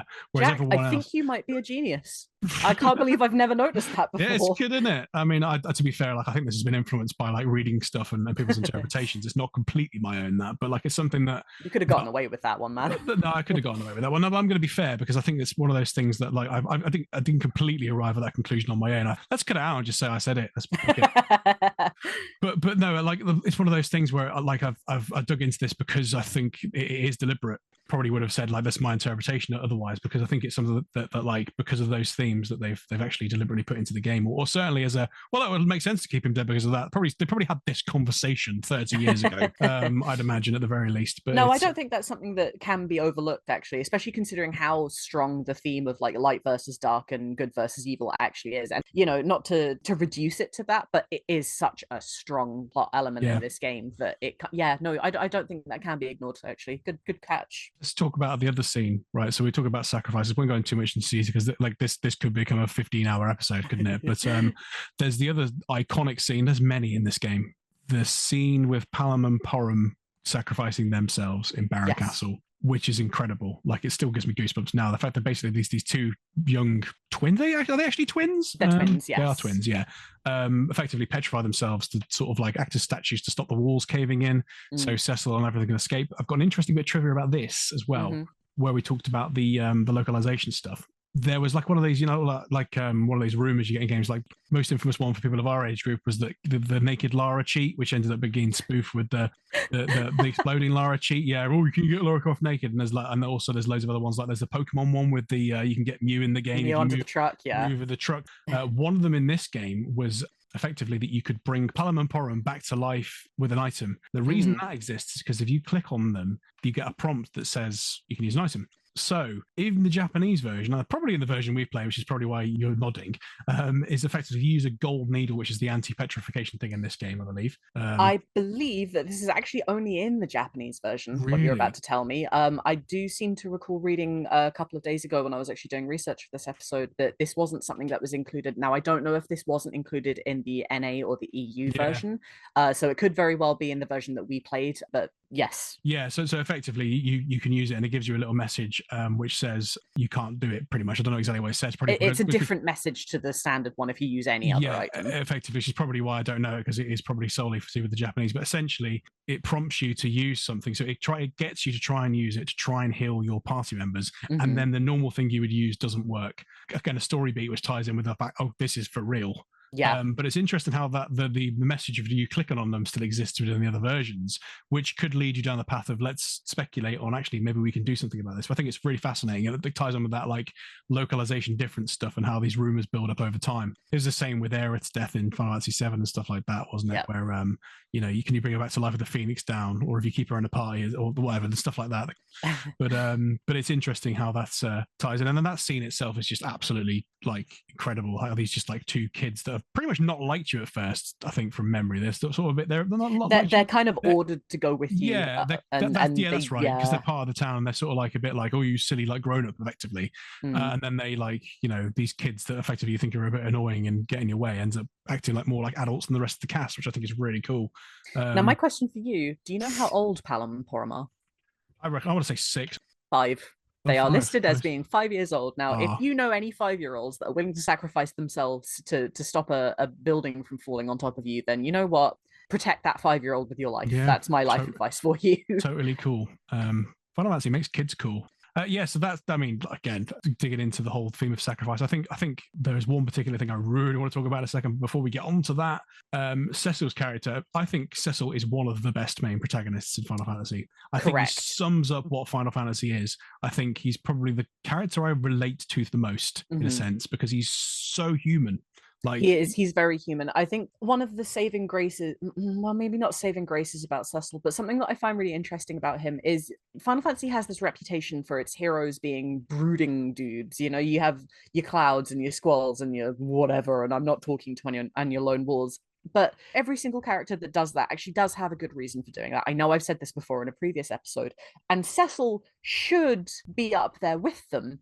He's introduced as like brooding, essentially overdoing war crimes. For some reason, he's introduced as, I think it might be the fact that he is so regretful immediately is something that really and immediately humanizes him. And yeah, no, you're right. He is a very human character. He's thoughtful, he's polite, he's nice. He's the kind of person that you genuinely want to have as a friend, I feel. yeah, but he's also not too nice where it becomes No, he doesn't take insipid. any shit whatsoever. No, he's a proper male character. The word male, because a male character should be like someone you look up to as a male character in that sense. think, not like an 80s action movie star of like, let's kill everything and make wisecracks and maybe be a bit chauvinistic. He's not a chauvinist. I think is the point I'm making. You know what I mean? He's I think the scene that really characterizes Cecil for me is after he's inadvertently burnt down Rydia's village, he carries her to safety across a desert and puts her to bed and like actively really tries his best to look after her. And when he's woken up in the night by knights of his kingdom, who he's sworn oaths to, presumably, and is in service to, they've come to kill this little girl that he doesn't know, that hates him, tried to kill him. And he kills these men to keep her safe. And she wakes up and sees that and is like, you did that for me? And he's like, yeah, of course I did. Like, that's the moment that Cecil really, really solidified himself as a great wins character her for me. over, which is when We he love realizes, Cecil in this household. he's so good. I mean, I got like reading up on it again, like I was like, oh my god, what a flipping character! Like I mean, I think if we were to have a top 10 characters list, I think he would go the top for me. Certainly protagonist anyway, or main protagonist. Right. So what am I going to talk about that sticks out in this game?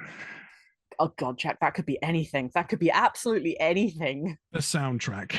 Oh, like you know what? I should hang my head in shame. This soundtrack is mind-blowing. It's absolutely wonderful, isn't it? I think this could be Nobuo's best work.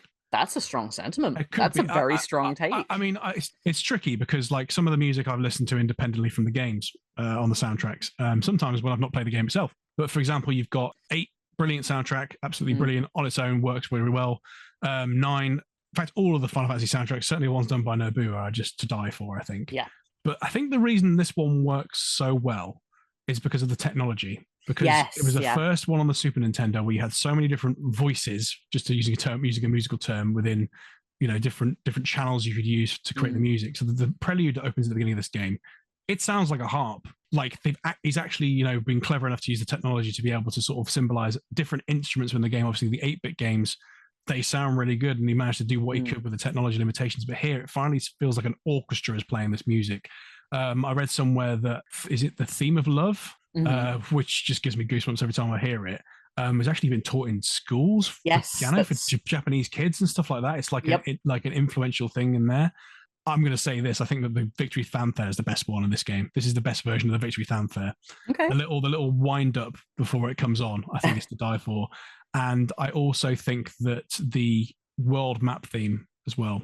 I love the world map theme. Now, I don't know if you've ever listened to any of the like rearrangement albums or orchestral versions or anything like that. But a lot of them, not specifically. I've not sat down and listened to just 4 on its own. I've done like a remix of every game, if that makes sense. Right. So there are a few different rearrangement albums out there, and this isn't just including Distant Worlds. There's a lot of rearrangement albums out there, and every single rearrangement that I've ever heard for any of 4 soundtracks has been absolutely wonderful. I know that the most recent Distant Worlds CD, I think this is Distant World 6, did a rendition of the Red Wings and the FF4 Overworld theme, and it's absolutely gorgeous to hear in like full orchestral. There's a Celtic style arrangement album, which I believe is purely FF4. That's not one of my favorite albums, but it's so interesting to listen to and go, this is a completely different style of music with different instruments, and it still sounds really good. Even honestly, even just the differences between the original soundtrack versus the DS soundtrack are immense. I'm going to go out and say that I prefer the original version of Theme of Love and Rydia's theme because they don't include more. And Yeah, I know this is something quite typical of Uematsu's work now, where he goes back and finishes, I suppose, his tracks. I think this was something that happened with one or two bits in Final Fantasy VII as well. Maybe not with remake, but I think in Advent Children. I know he said this about a different Final Fantasy, but it was a case of like now that he has the technology to actually finish and update it the way that he always heard it sounding in his head. I don't necessarily think that's a bad thing, but I do think that you can't mess with perfection, and no, I Final agree. Fantasy IV's is perfection. It's really, yeah. I mean, it's difficult to analyze it so much without actually having the Yeah. music here specifically. I mean, that's definitely a deep dive thing we can do. It's interesting how the Red Wings theme that plays at the beginning of the game, obviously when the opening cutscene, it comes back later when you fight the Dark Knight. Yes. So it's And in the something. final dungeon as well. That's right. Effectively, like that music works as part of an opening crawl, for want of a better term, but also works really well as a battle theme. And I think that's like he's linked it to Cecil's character, which is something that obviously he would do later. And certainly here, I mean, Rose's theme's the theme of love, isn't it? I mean, obviously it's the kind of like the love theme between Cecil and Rosa, but it's Rosa's theme. You know, you could argue. Now, on the topic of the Red Wings, there was originally going to be a different track used there. Do you know what that was? I don't actually know. There was an album out there called the Final Fantasy IV Minimum album. This came out in 1991, and there's a couple of unused tracks that are on it. There was the Sea of Silence, which was going to be the overworld theme used on the moon, which is an absolutely gorgeous, serene. I prefer Another Moon. It's a lot more awe-inspiring and dreadful, I suppose, in a way. But the Sea of Silence is definitely a wonderful track that I highly recommend everyone listen to. And there was another track called The Origin, which was originally going to be the introductory theme. I don't know if this was going to be used for the Paladin Dark Knight fight or for the final battle, because obviously it got swapped out. I don't think it would have worked in those two situations. However, it's a very, very good track, and I can see that it would work very well in the introduction. It also feels very reminiscent of Final Fantasy V's soundtrack to me, which obviously, considering that Final Fantasy V came next, I think Uematsu was in a certain period in his life at the time of this. Yeah. Not that 4 and 5 soundtracks sound similar in any regard, but he does very similar things. I think a lot of it was to do with the fact he had the freedom of the sound font with the Famicom and the Super Famicom and the SNES. Was this? Yeah, I'd highly recommend checking out Minimum album. Oh no, I'd definitely love to go into any Final Fantasy music. I think he's a genius. The man is an absolute. He's a modern day Beethoven, Mozart, isn't he? Really, effectively. Yes. Wax lyrical about. Sing his praises all day long. Yeah. Oh, I mean, I think it's like this is might sound really pretentious, right? But we talked about the way the game was developed there, and I don't know the ins and outs of how that happened, but essentially for the first 3 games, it felt to me like the games were made well, and then the music was the icing on top.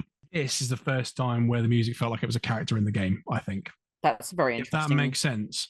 Because obviously, like we talked about the 1 soundtrack in particular, and 2 soundtrack, obviously, we talked about the going into the world map and it feeling like it set the tone really, really well. But here, like that whole thing, I think they call it leitmotif, don't they? Where effectively a piece of music plays that is synonymous with a character or a place. That theme of love thing, I'm immediately transported and see those characters, you know what I mean? Like that's something. Whereas I think because of the fact that those games were a bit more generic, 1 and 3 in particular, a bit more generic with their storytelling, not really having much of a story to tell, character-based story anyway. That's what I mean. It weaves in with the game finally. Like it's almost like you know it all gelled at this point.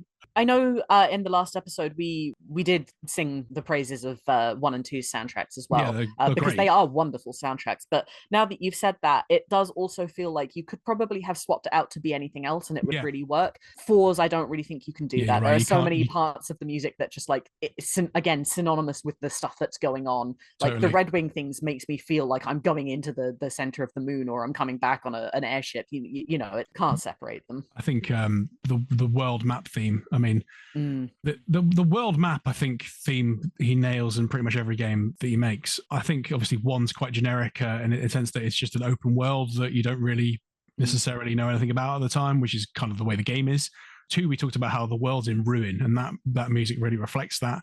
Here, it's more, again, character focus on the characters. So the vibe I get from when you first go out into the world map after you've had the opening scene where you've done war crimes and then you're sent with Kane to go and do more war crimes without even realizing you're going to go do war crimes. The way that music comes across is that there's an element of uncertainty that you feel when listening to that. You're not going out into this wide and wonderful world and exploring it. You're now going out as an almost diminished character. I sound really pretentious saying this, but you know what I mean? Like the way that music feels is it feels like, you know, there's this ominous, like, you've just made a decision that's projected the rest of your life. And by the way, there's also this world you need to go into as well. That's the vibe I get with that soundtrack, the world map soundtrack anyway, you know. No, I definitely think that's you know, whereas obviously, like, you know, 6 with its overworld theme there is just, you know, ominous and scary and bleak. 7 is a bit broken, but like ever hopeful, I think. Uplifting, and then it squashes you right down into the earth. Yeah, totally. 8 is just weird, which is that game is, you know, with this quirky what's going on in this world. And then obviously 9's just got that kind of like, you know. So the only other thing that I will say about the soundtrack in particular is that the last few patches of the Endwalker expansion for Final Fantasy XIV actually has quite a lot of very overt Final Fantasy IV references in it. And Masayoshi Soken, who is the game's composer, actually does a few renditions and rearrangements of some of the classic tracks. The man is a genius, and I highly recommend you listen to them. And this is a spoiler for anyone who hasn't gone through the 6.x patches, 6.5 in particular for Endwalker. But one of the bosses that you fight in those patches is Zeramus. Sulkin's rendition of 4's final battle is one of the best renditions I have ever heard of any rearrangement. The man introduces a stanky bass. It's so good. It's one of those things that, like, and I know that video game music is meant to be looping and you can listen to it for like as long as you're in an area or whatever, but that's something that I want to listen to for like a half hour and then I'll move on to something else. Yeah. It's a really, really good rendition of, and that's a good final boss battle theme anyway. So to have it get even better was like, oh, it blew my mind. Cool. All right, should we take a quick break and then talk a bit more about Final Fantasy IV when we get back? I think we could do that all day if we wanted. All right, so we're back after that wonderful break that lasted only 3 or 4 seconds, didn't it, in real time? So any more points to make on Final Fantasy IV? Probably loads and loads, but...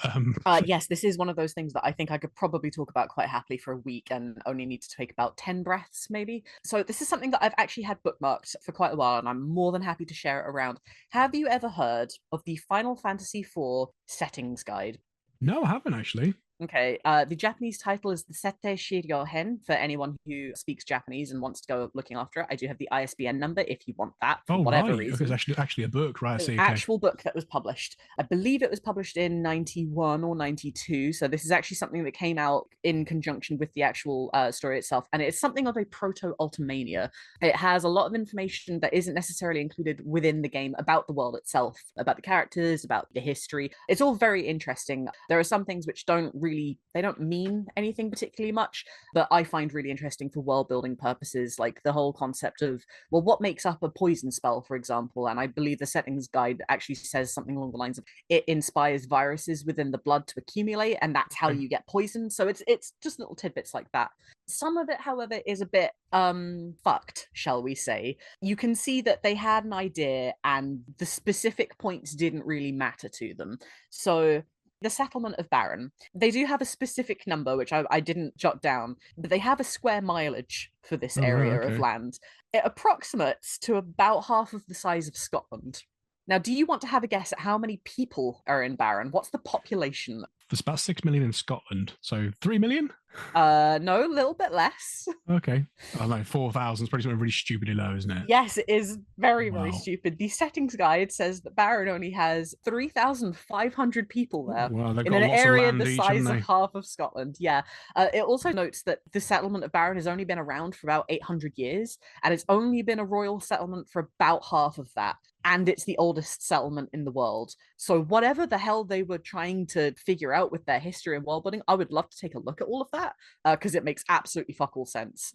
The settings book does also explicitly make some Final Fantasy II references. Now, I know this is something that we talked about in the previous episode, that, you know, we have Richard Highwind, specifically in Final Fantasy II, who goes back to his best friend's wife, has a son named Cain, and he intends to go back and like be a pseudo father to him, essentially, and then dies before he's able to do that. So it's little things like that. In Final Fantasy IV's history, Mystidia was actually founded by a man named Minwu, which is presumably the same spelling as the Minwu of Final Fantasy II. Yeah. And in keeping with that original reference as well, he sealed away magic during a war, and then later unsealed it as well after about 50 years. So, you know, a nice little slap on the wrist after a magical war.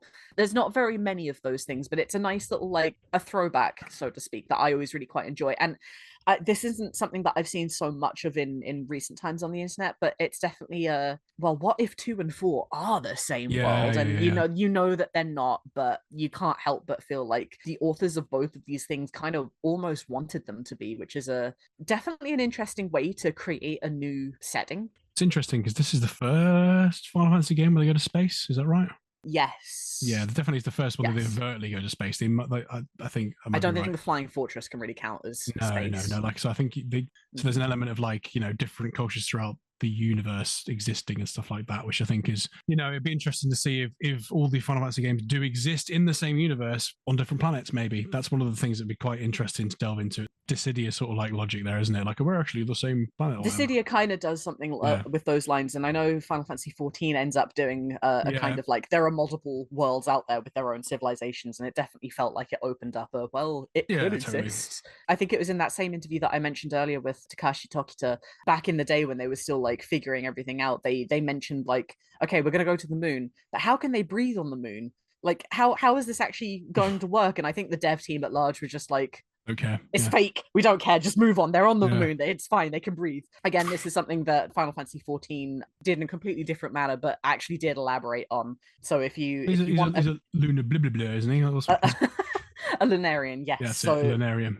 The only other thing that I really have to mention here is some of the art. Now, obviously, Yoshitaka Amano's artwork is just sublime. Some of the splash art that's been used for album covers, I believe. Yeah. So there's the Party of Five with the Lunar Whale. I think that was for the GBA cover. I could be wrong with that one. And then later on, the trio of Cecil, Kane, and Rosa. I know that's I think that might have been the GBA cover. one. The one with the whale, I think, is the anthology cover, I think. Right, okay. But both of those pieces of artwork are just absolutely beautiful. And then I cannot remember the name of the artist that they got to do some of the updated artwork for the DS versions, but there are some, again, absolutely beautiful renditions. Paladin Cecil, with his mostly covering up the Dark Knight Cecil, is a gorgeous illustration. None of it, absolutely none of it, compares to the beauty of the Nintendo Power outfits. Now, have you seen or heard of the Nintendo Power outfits? I think I have. Was this a front cover thing for Nintendo Power? No. So I believe this was a spread for when Final Fantasy IV came out in, this would have been for North America. I know the artist was Katsuya Terada, who did illustrations for Mystic Quest, for Secret of Mana, and for some of the early Legend of Zelda titles. Some of his artwork is absolutely beautiful. Amazing artist. Google is your friend, my God. The artwork that he did for Final Fantasy IV is certainly something else. I need a 3D version of Final Fantasy IV where they wear what they wore in this Nintendo Power issue. Cecil looks like He-Man. His thighs are out. Kane is in a bright green, and I'm pretty sure there is some side genitals going on.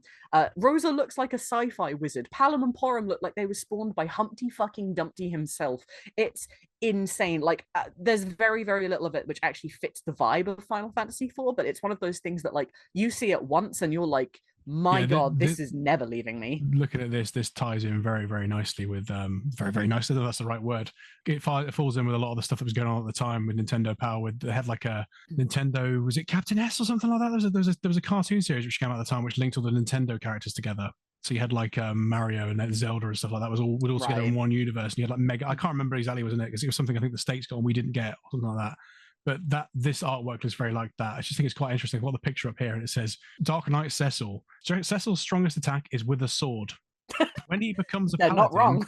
When he becomes a paladin later in the game, he can also use white magic. That is the most basic flipping description of flipping Cecil ever, which is really, really cool. Yeah, and you said there about Kane with his his lunges, and you can actually see his junk there. Yeah, it's certainly something I want to play that video game, You can actually honestly. literally see his junk. That's the Kane Highwind that this world Yeah, deserves. I think the bit I was thinking of was there's a Nintendo Power issue that has Cecil on the front cover, but it's from the Wii era because it's talking about Right. the DS port. That's the one I'm remembering, and that's really sexy if you want to check that out. One Yeah. thing as well that I have got here that I've not talked about yet, and it's very, very brief, is this is the first Final Fantasy game where you can change the background color of the menu. Can you really? You can, yeah. So you can make it green and red and all quirky colors like you can in 7. So Wonderful. I'll have to go through a playthrough and not be able to see a damn thing in the menu sometime yeah. then.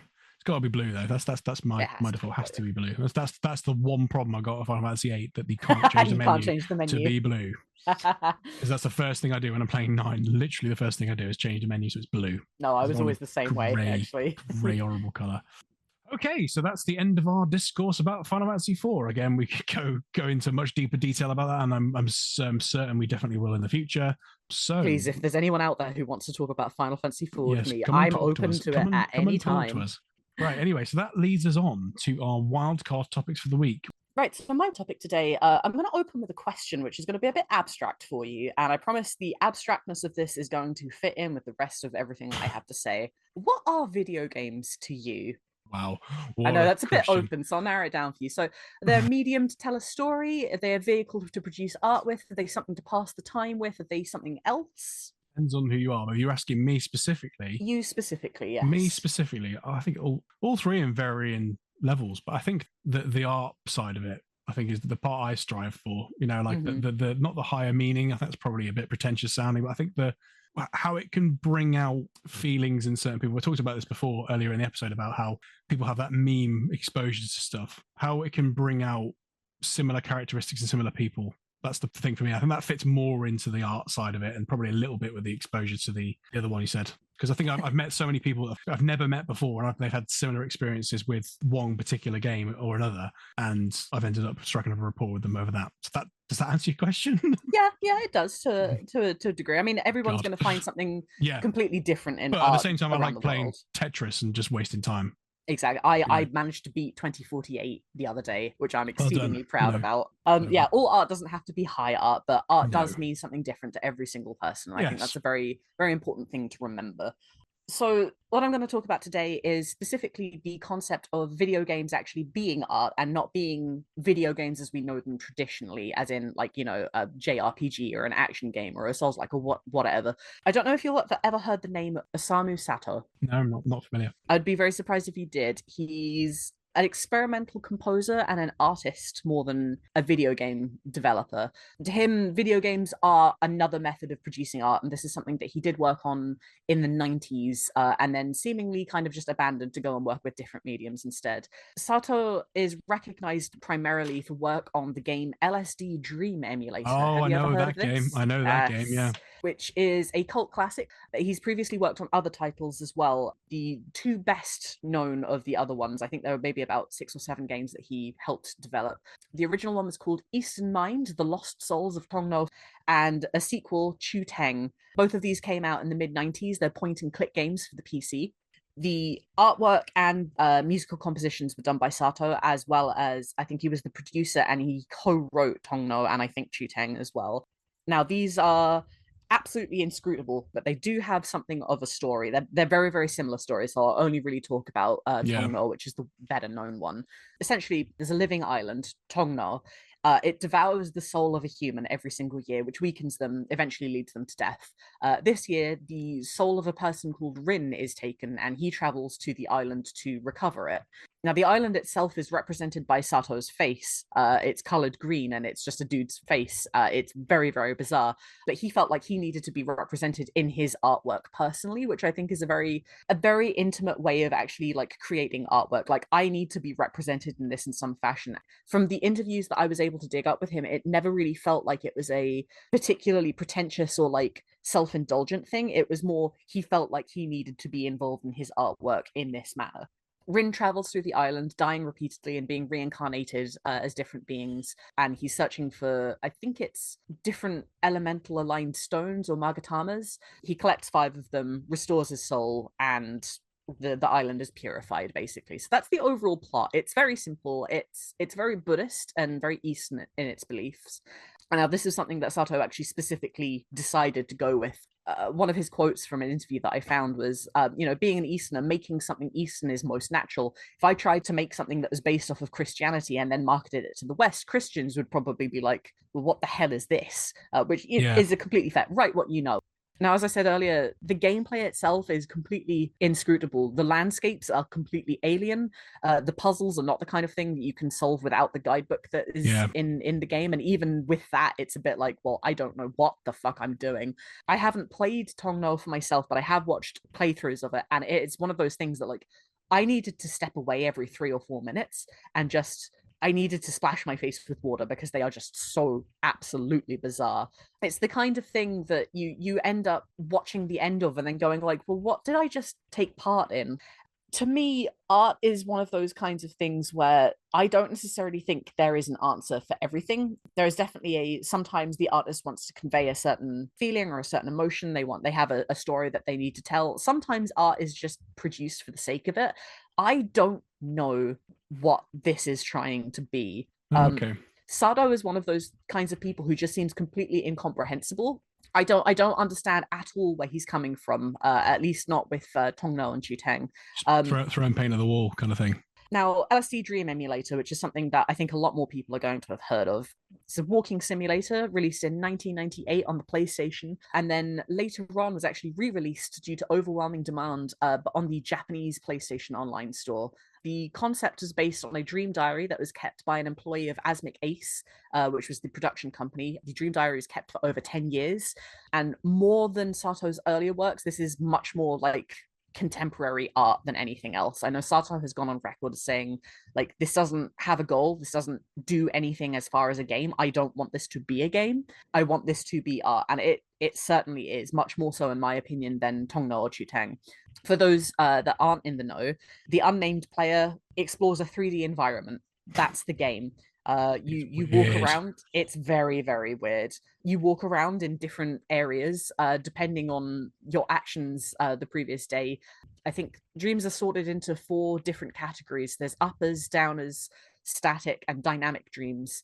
And the more things that you experience, the more textures get fucked up until the point where the very normal landscapes become utterly bizarre. I will say now, for anyone that goes looking for any walkthroughs or playthroughs of this or wants to play it themselves, please be aware of perhaps not doing this if you are triggered easily by visual epilepsy, because there are lots of flashing textures, especially with regards to water.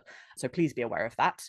Sato himself, after watching a few playthroughs, because for some reason LSD Dream Emulator really popped off a few years back with YouTubers and Let's Players, remember Let's Players, and it's one of those things of like, okay, well, who was the man behind this? Sato himself is a composer, primarily a musical person, and he's been working since the early 80s. Really? He's also done a few art books in both digital and photographic mediums.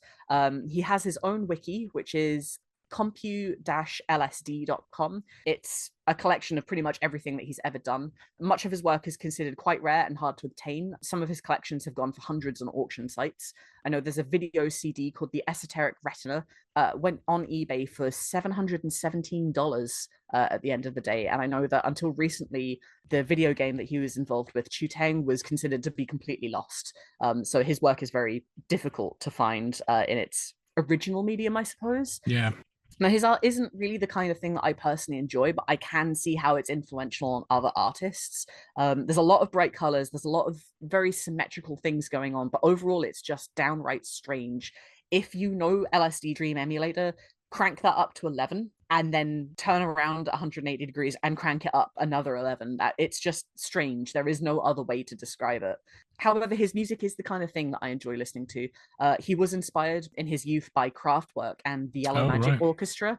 So it's definitely that kind of like tech synth ambient kind of style stuff, which is absolutely bizarre to listen to if that's not the kind of genre that you're into, but I do personally quite enjoy. A lot of that electronica earlier stuff went into Silent Hill as well with the Karaoke stuff. Yeah. Yes. It was just one of those things of like, rather than an actual video game, I just wanted to talk about art for once and really actually sit down and go, well, what is art and what do we achieve with video games? Because ultimately, at the end of the day, they are an art. in their own way. And I don't know about you, but one of the kind of things that I've always really abhorred hearing from people who don't play video games is it's a time waste, or you could be doing other things. Well, how is my taking in a story in this format any different from taking in a story of a movie or reading a book? It's just a different medium altogether. This is just kind of something I feel like I could probably say about a whole lot of different things, but people kind of need to be a bit more open-minded, in my opinion. And just because that Tongno and Chuteng they're not unplayable, but they're certainly not comprehensible in any standard sense of the word, doesn't necessarily make them bad. The same way that I'm sure there are people out there who don't enjoy Final Fantasy. I would love to know what's wrong with them, but they are entitled to their bad opinions.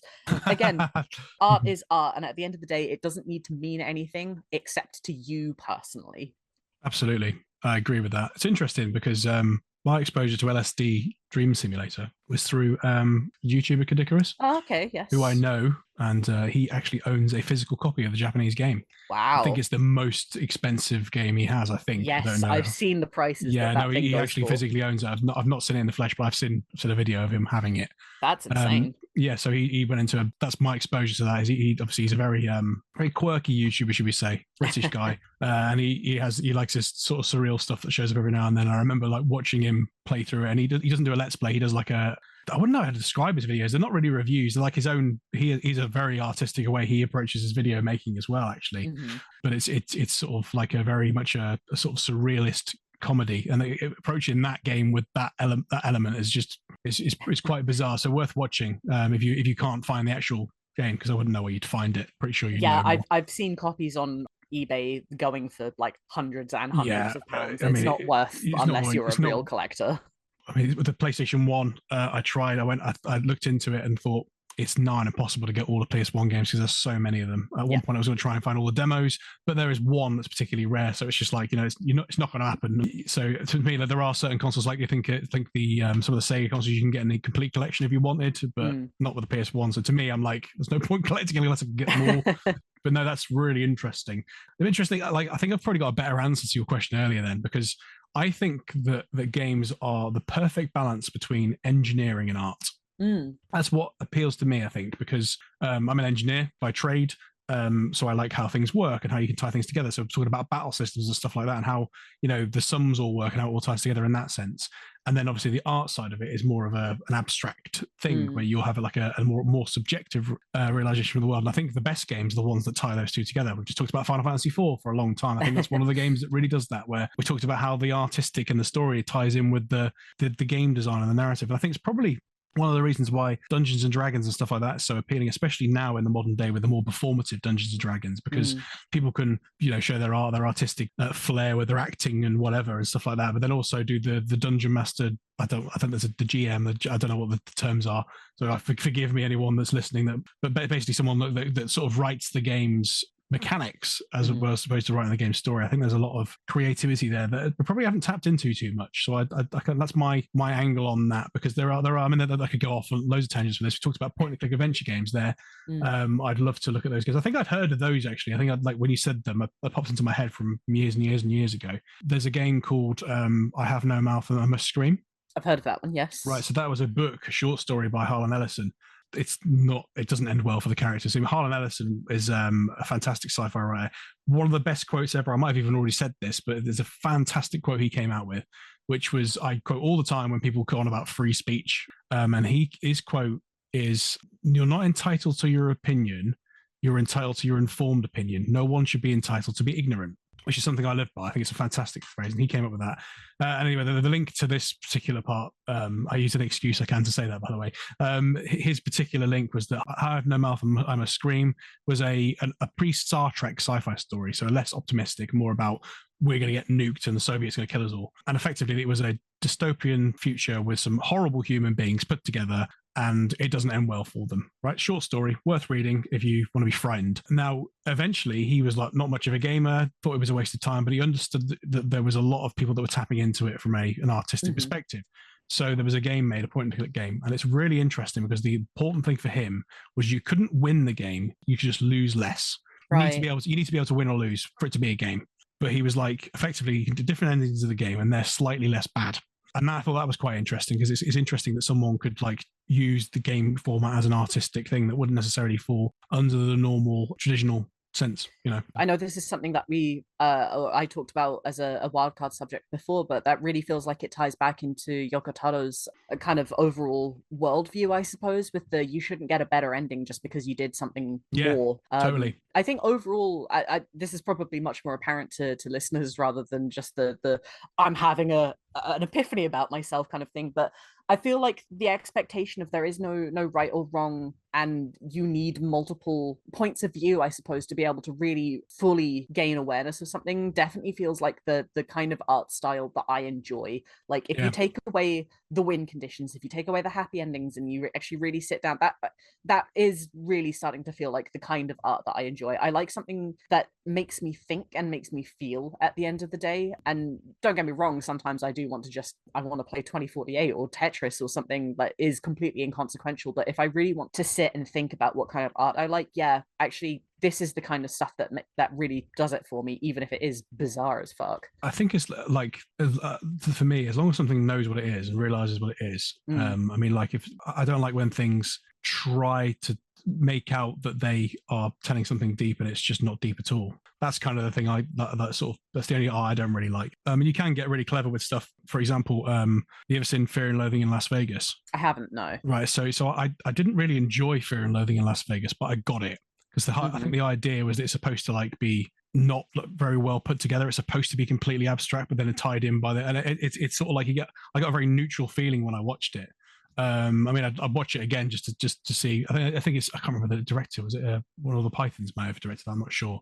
Effectively, I think it was what he was going for. He was going for you come out. I don't know exactly what he said about it, but like I could probably have to read into that a bit more. But effectively, like it wasn't supposed to be enjoyed. I think that's kind of the idea of it. It was supposed to be more of a statement or something like that, you know? That feels very similar to how I ended up feeling about American Psycho, both the book and the movie. I didn't enjoy them, but I can definitely see their worth. And this is something that I've said to people before, and every single time that I say it, I get the strangest looks, and I can see why, because it's an absurd statement to make. But I disagree with people who say, like, go and experience more things because you'll never find out what you like. I don't see it like that. I absolutely go out and experience as many things as you can, find out the movies, the musics and stuff like that.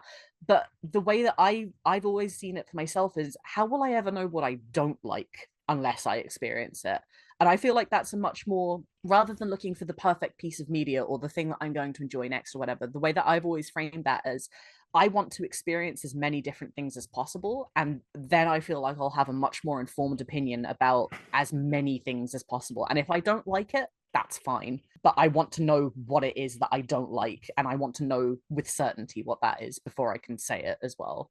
There's obviously been a lot of discourse in modern times around separating the art from the artist, because there have been, we won't go into detail, you know who I'm talking about, but there are certain people who are not particularly nice people that have particularly interesting art. And it's interesting. I think it's a personal choice with that kind of thing. And I think there can be quite a few cases where that's a subject for another debate. We won't go into that. But the part of it that isn't spoken about as much is the other way around, which is when you aren't interested in something, but then you realize you actually like the person. They say something you really like, and it makes you want to check their art out. I've had that a few times. Like, I'm not really a particularly big hip hop person, but I like Akala, the hip hop artist. I think he's a really nice guy. I think he's got interesting points, and it made me more interested in listening to his stuff and taking the different perspective, if that makes sense. And that's something absolutely. I think we don't really talk about as much. We talk about when someone's done something horrible and not very nice. It makes us not particularly interested in listening to their art or watching their art anymore. In some instances, sometimes I think it depends on certain respects, you know. No, I think you're definitely right in that regard. I think there's definitely something of a focus in wanting to find something that you enjoy, something that isn't written by, heinous bigot or anything like that. But I don't think there's enough focus actually put on understanding why art is the way that it is, even if it's something that you're not personally interested in, because it is so easy to write something off as, I don't like it, this genre is shit. I'm not particularly a huge fan of hip hop either, but it would be so easy to go, all hip hop is bad. And that's not the correct way that I think anyone should be thinking about it. You're absolutely entitled to not like something, but not liking something and not understanding something are two completely separate arguments. Yeah, totally. And I think the more people understand that, the more the more we can have an honest discussion about art, actually. Yeah, And totally. that would be, I think that's something that is worth having in the world. Definitely. Cool. So there you've gone for a very artistic approach. Interesting. There's a couple of little parallels with my Okay. choice, but only because it's a point and click adventure game. Okay. Not only, actually, there's an interesting thing. So I'm going to talk today about The Secret of Monkey Island. Are you familiar with The Secret of Monkey Island? It's not something that I've personally played for myself, but I have heard of it. Yes. Right, I got a I wouldn't say a bollocking. I don't know. I got basically I'm a big adventure game person. I like my adventure games, point and click adventure games. And I spoke to Laura Cressup, who is effectively a Twitch streamer who I know. And I said I've never played Monkey Island, and she was like, "What do you do with your life?" Like, I was okay. So that kind of made me put that to the front of my queue of games to play. So, and I've been playing it recently. And interestingly, I've got a lot of exposure to, it's actually a Lucasfilm Games. Yes, that was, I think, one thing that I did know about it, which is bizarre to me. Who became LucasArts later, but it was a Lucasfilm Games game, but a LucasArts game for all intents and purposes, who obviously were someone to dig into, a very unique studio in a sense, because obviously Star Wars is the first thing that comes to mind as a licensed property. Like, the games have always been up and down, and some have been very good, some have been terrible. And it's interesting now with the way Star Wars is. Obviously, people have got their opinions about Star Wars. It always comes back to Star Wars, doesn't it? The games have always been up and down. So, like, that kind of, like, the way that people absorb Star Wars hasn't changed the way the games are perceived, I don't think. But essentially, this was a point-and-click adventure game from 1990, produced by Lucasfilm Games and written and programmed by Dave Grossman, Tim Schafer, and Ron Gilbert. So it was probably the first real time the point-and-click adventure genre, certainly from LucasArts, I'm going to refer to them as LucasArts from here on in, nailed it, because we had Maniac Mansion first, which was a very influential game. But of course, there was problems with that where you could soft lock the game by getting stuck or dying and things like that. There was also Indiana Jones and the Last Crusade. And they're all games of their time. This was probably the time where it really felt like these could be an interesting medium, point and click adventure games. Uses a Scum engine, which is the script creation utility for Maniac Mansion, which is partway between a programming language and game engine. The idea was that the game designers could focus on the narrative game design as opposed to just in the weeds coding. So they're just like, Scum has one executable program which is called an interpreter, which interprets data files that have no code in them. So because of that, it was really, really easy to port the game to other systems. So a lot of these games popped off on DOS, Ataris, Amigas, everything. So you'll notice if you look at any point and click adventure game from the time, you go on Wikipedia and look at the things it was on, it's like a list as long as your arm. So really, really interesting. So, I mean, like, my exposure to these types of games, I played a lot of the similar games, maybe not quite at the time because I wasn't born in 1990, but around the time, a lot of these, the early 90s, I was playing games like Day of the Tentacle and other games that came out from the same studio and similar studios. So I have an exposure to the medium. So it's not something that's completely new to me. It's this particular game's quite new to me. But when you play it, you see all the influence it's had on other games. So it stars Guybrush Threepwood character, and the game opens with Guybrush walking over to a lookout guy and just saying, "I want to be a pirate." Bang, game starts. Fantastic intro. None of this, like, we talk about Final Fantasy a lot, none of this, like, really intricate, like, cinematic intro. Just the guy comes up and goes, "I want to be a pirate," and that's it. And I mean, I'm not saying that's better or worse, I just think it's a fantastic way to just go, you know what, this is what we want our story to be. We don't have to have any crazy intros. We're just going to have a guy come up and go, "This is what I want." Yeah, I can respect that. Go from there. And of course, that's the hallmark of any story, isn't it? We need to know what the protagonist wants. He's just said what he wants, So it follows the, I guess, classic adventure game format of moving around a screen as a 2D sprite and talking to NPCs, using various dialogue trees, and also interacting with the environments and items in your inventory with various prompts like pick up or use or open or close on the scum bar, as it's called, at the bottom. Quite interesting. This game gets a bit meta, because there's actually a bar you go to and meet a bunch of pirates called the Scum Bar, because of course you've got the Scum Bar at the bottom. And that's the level of humor you'd expect from this sort of game. So it's the first game, as far as I know, to be based on a theme park ride. Now, can we guess what theme park ride this is based on? It's not Pirates of the Caribbean, it's Pirates of the Caribbean. So I didn't know this until recently. So the original Pirates of the Caribbean ride was in Disneyland. I think it's Orlando, Disney World. In the 70s. I always get them mixed up. In the 70s. So the idea of this is just fascinating. So the game basically combined the story of a book called On Stranger Tides, which, funny enough, is I think actually a subtitle of one of the Pirates of the Caribbean movies, as far as I know, which is a book by Tim Powers, and it also took the ambience, I should say, of the theme park ride.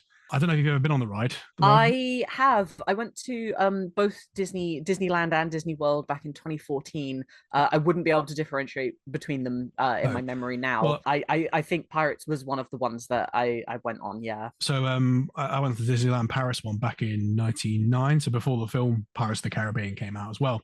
Now the vibe it gives off is it's effectively it's like a visual spectacle. You don't like have like many loop-de-loops or anything like that. Thank God for that, because I hate those. Yeah. Well, yeah, it's more of a visual spectacle. You stop in places and you see people spinning around. You see pirates. You see like visual, the music plays, and you basically feel like you're going through a world, which Disneyland parks are very, very good at doing. So basically, it's interesting as well. Like as a bit of a tangent, like you can see the adventure in real time. The Disneyland Paris one takes you past a restaurant. It's quite funny. So you go round like this sort of like rivery bit in the water, and then go past the restaurant and see people eating on like barrels and stuff like that. And all the times I've been there, I've been like 2 or 3 times. I've never managed to find what that restaurant is. I'm convinced it's not really there. It's like a spooky place.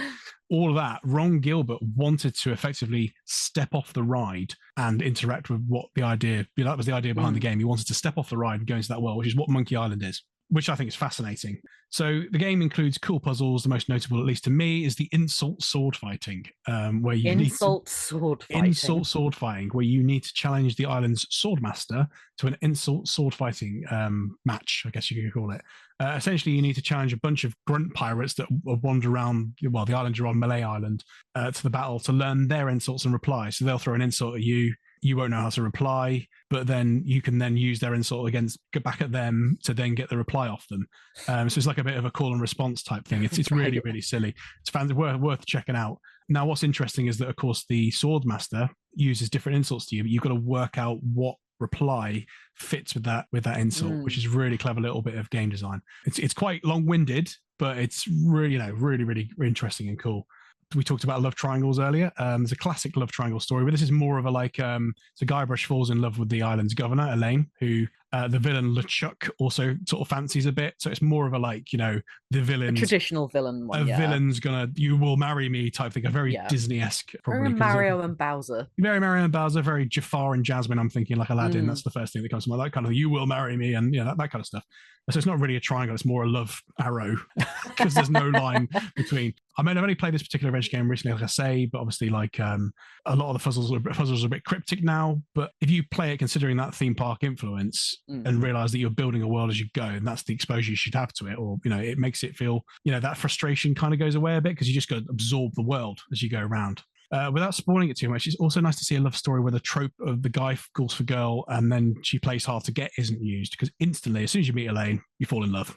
Which I think, you could argue that like there's this Disney thing of like you can't marry a guy you just met stuff, but I don't think it goes down that angle. It goes for like the fact that obviously a lot of these stories over the years, you get the typical like love story of a guy who wants to go for a girl, can't get her, and then sees her as kind of like an object he has to obtain kind of thing. None of that. Like she makes her intentions with him quite clear, and he's awkward and like, oh, I don't know what I'm doing as a woman, oh my god, and she's like, no, but I love you kind of thing, which I think is nice, quite refreshing, especially for a 34-year-old game. I was going to say, that's very refreshing. I put it on, I was like, wow, this is like, because I was expecting, okay, this came out in 1990, there might be a few things that are a little bit like badly dated. Quite the opposite. I thought, okay, that feels like it could have been made today and would have maybe thought this is interesting. Now it's also really refreshing to see the swordmaster is a person of color. Who actually looks like she's from the Caribbean, because of course you're in the Caribbean, and her name's Carla.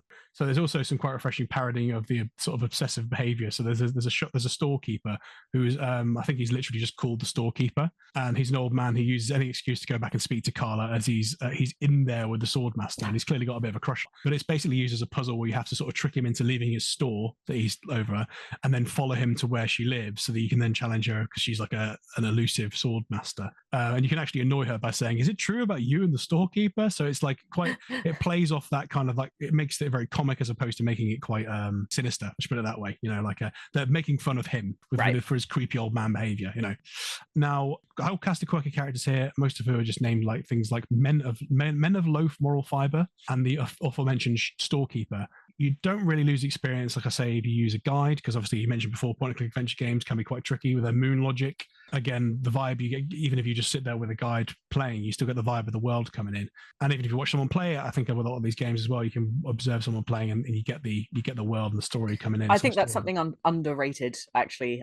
The amount of times that I've watched someone playing a game, or I've just had a guide open the entire time, and I've still really enjoyed myself so much more than if I'd have gone through completely blind and just ended up getting frustrated. I don't think that people appreciate that enough.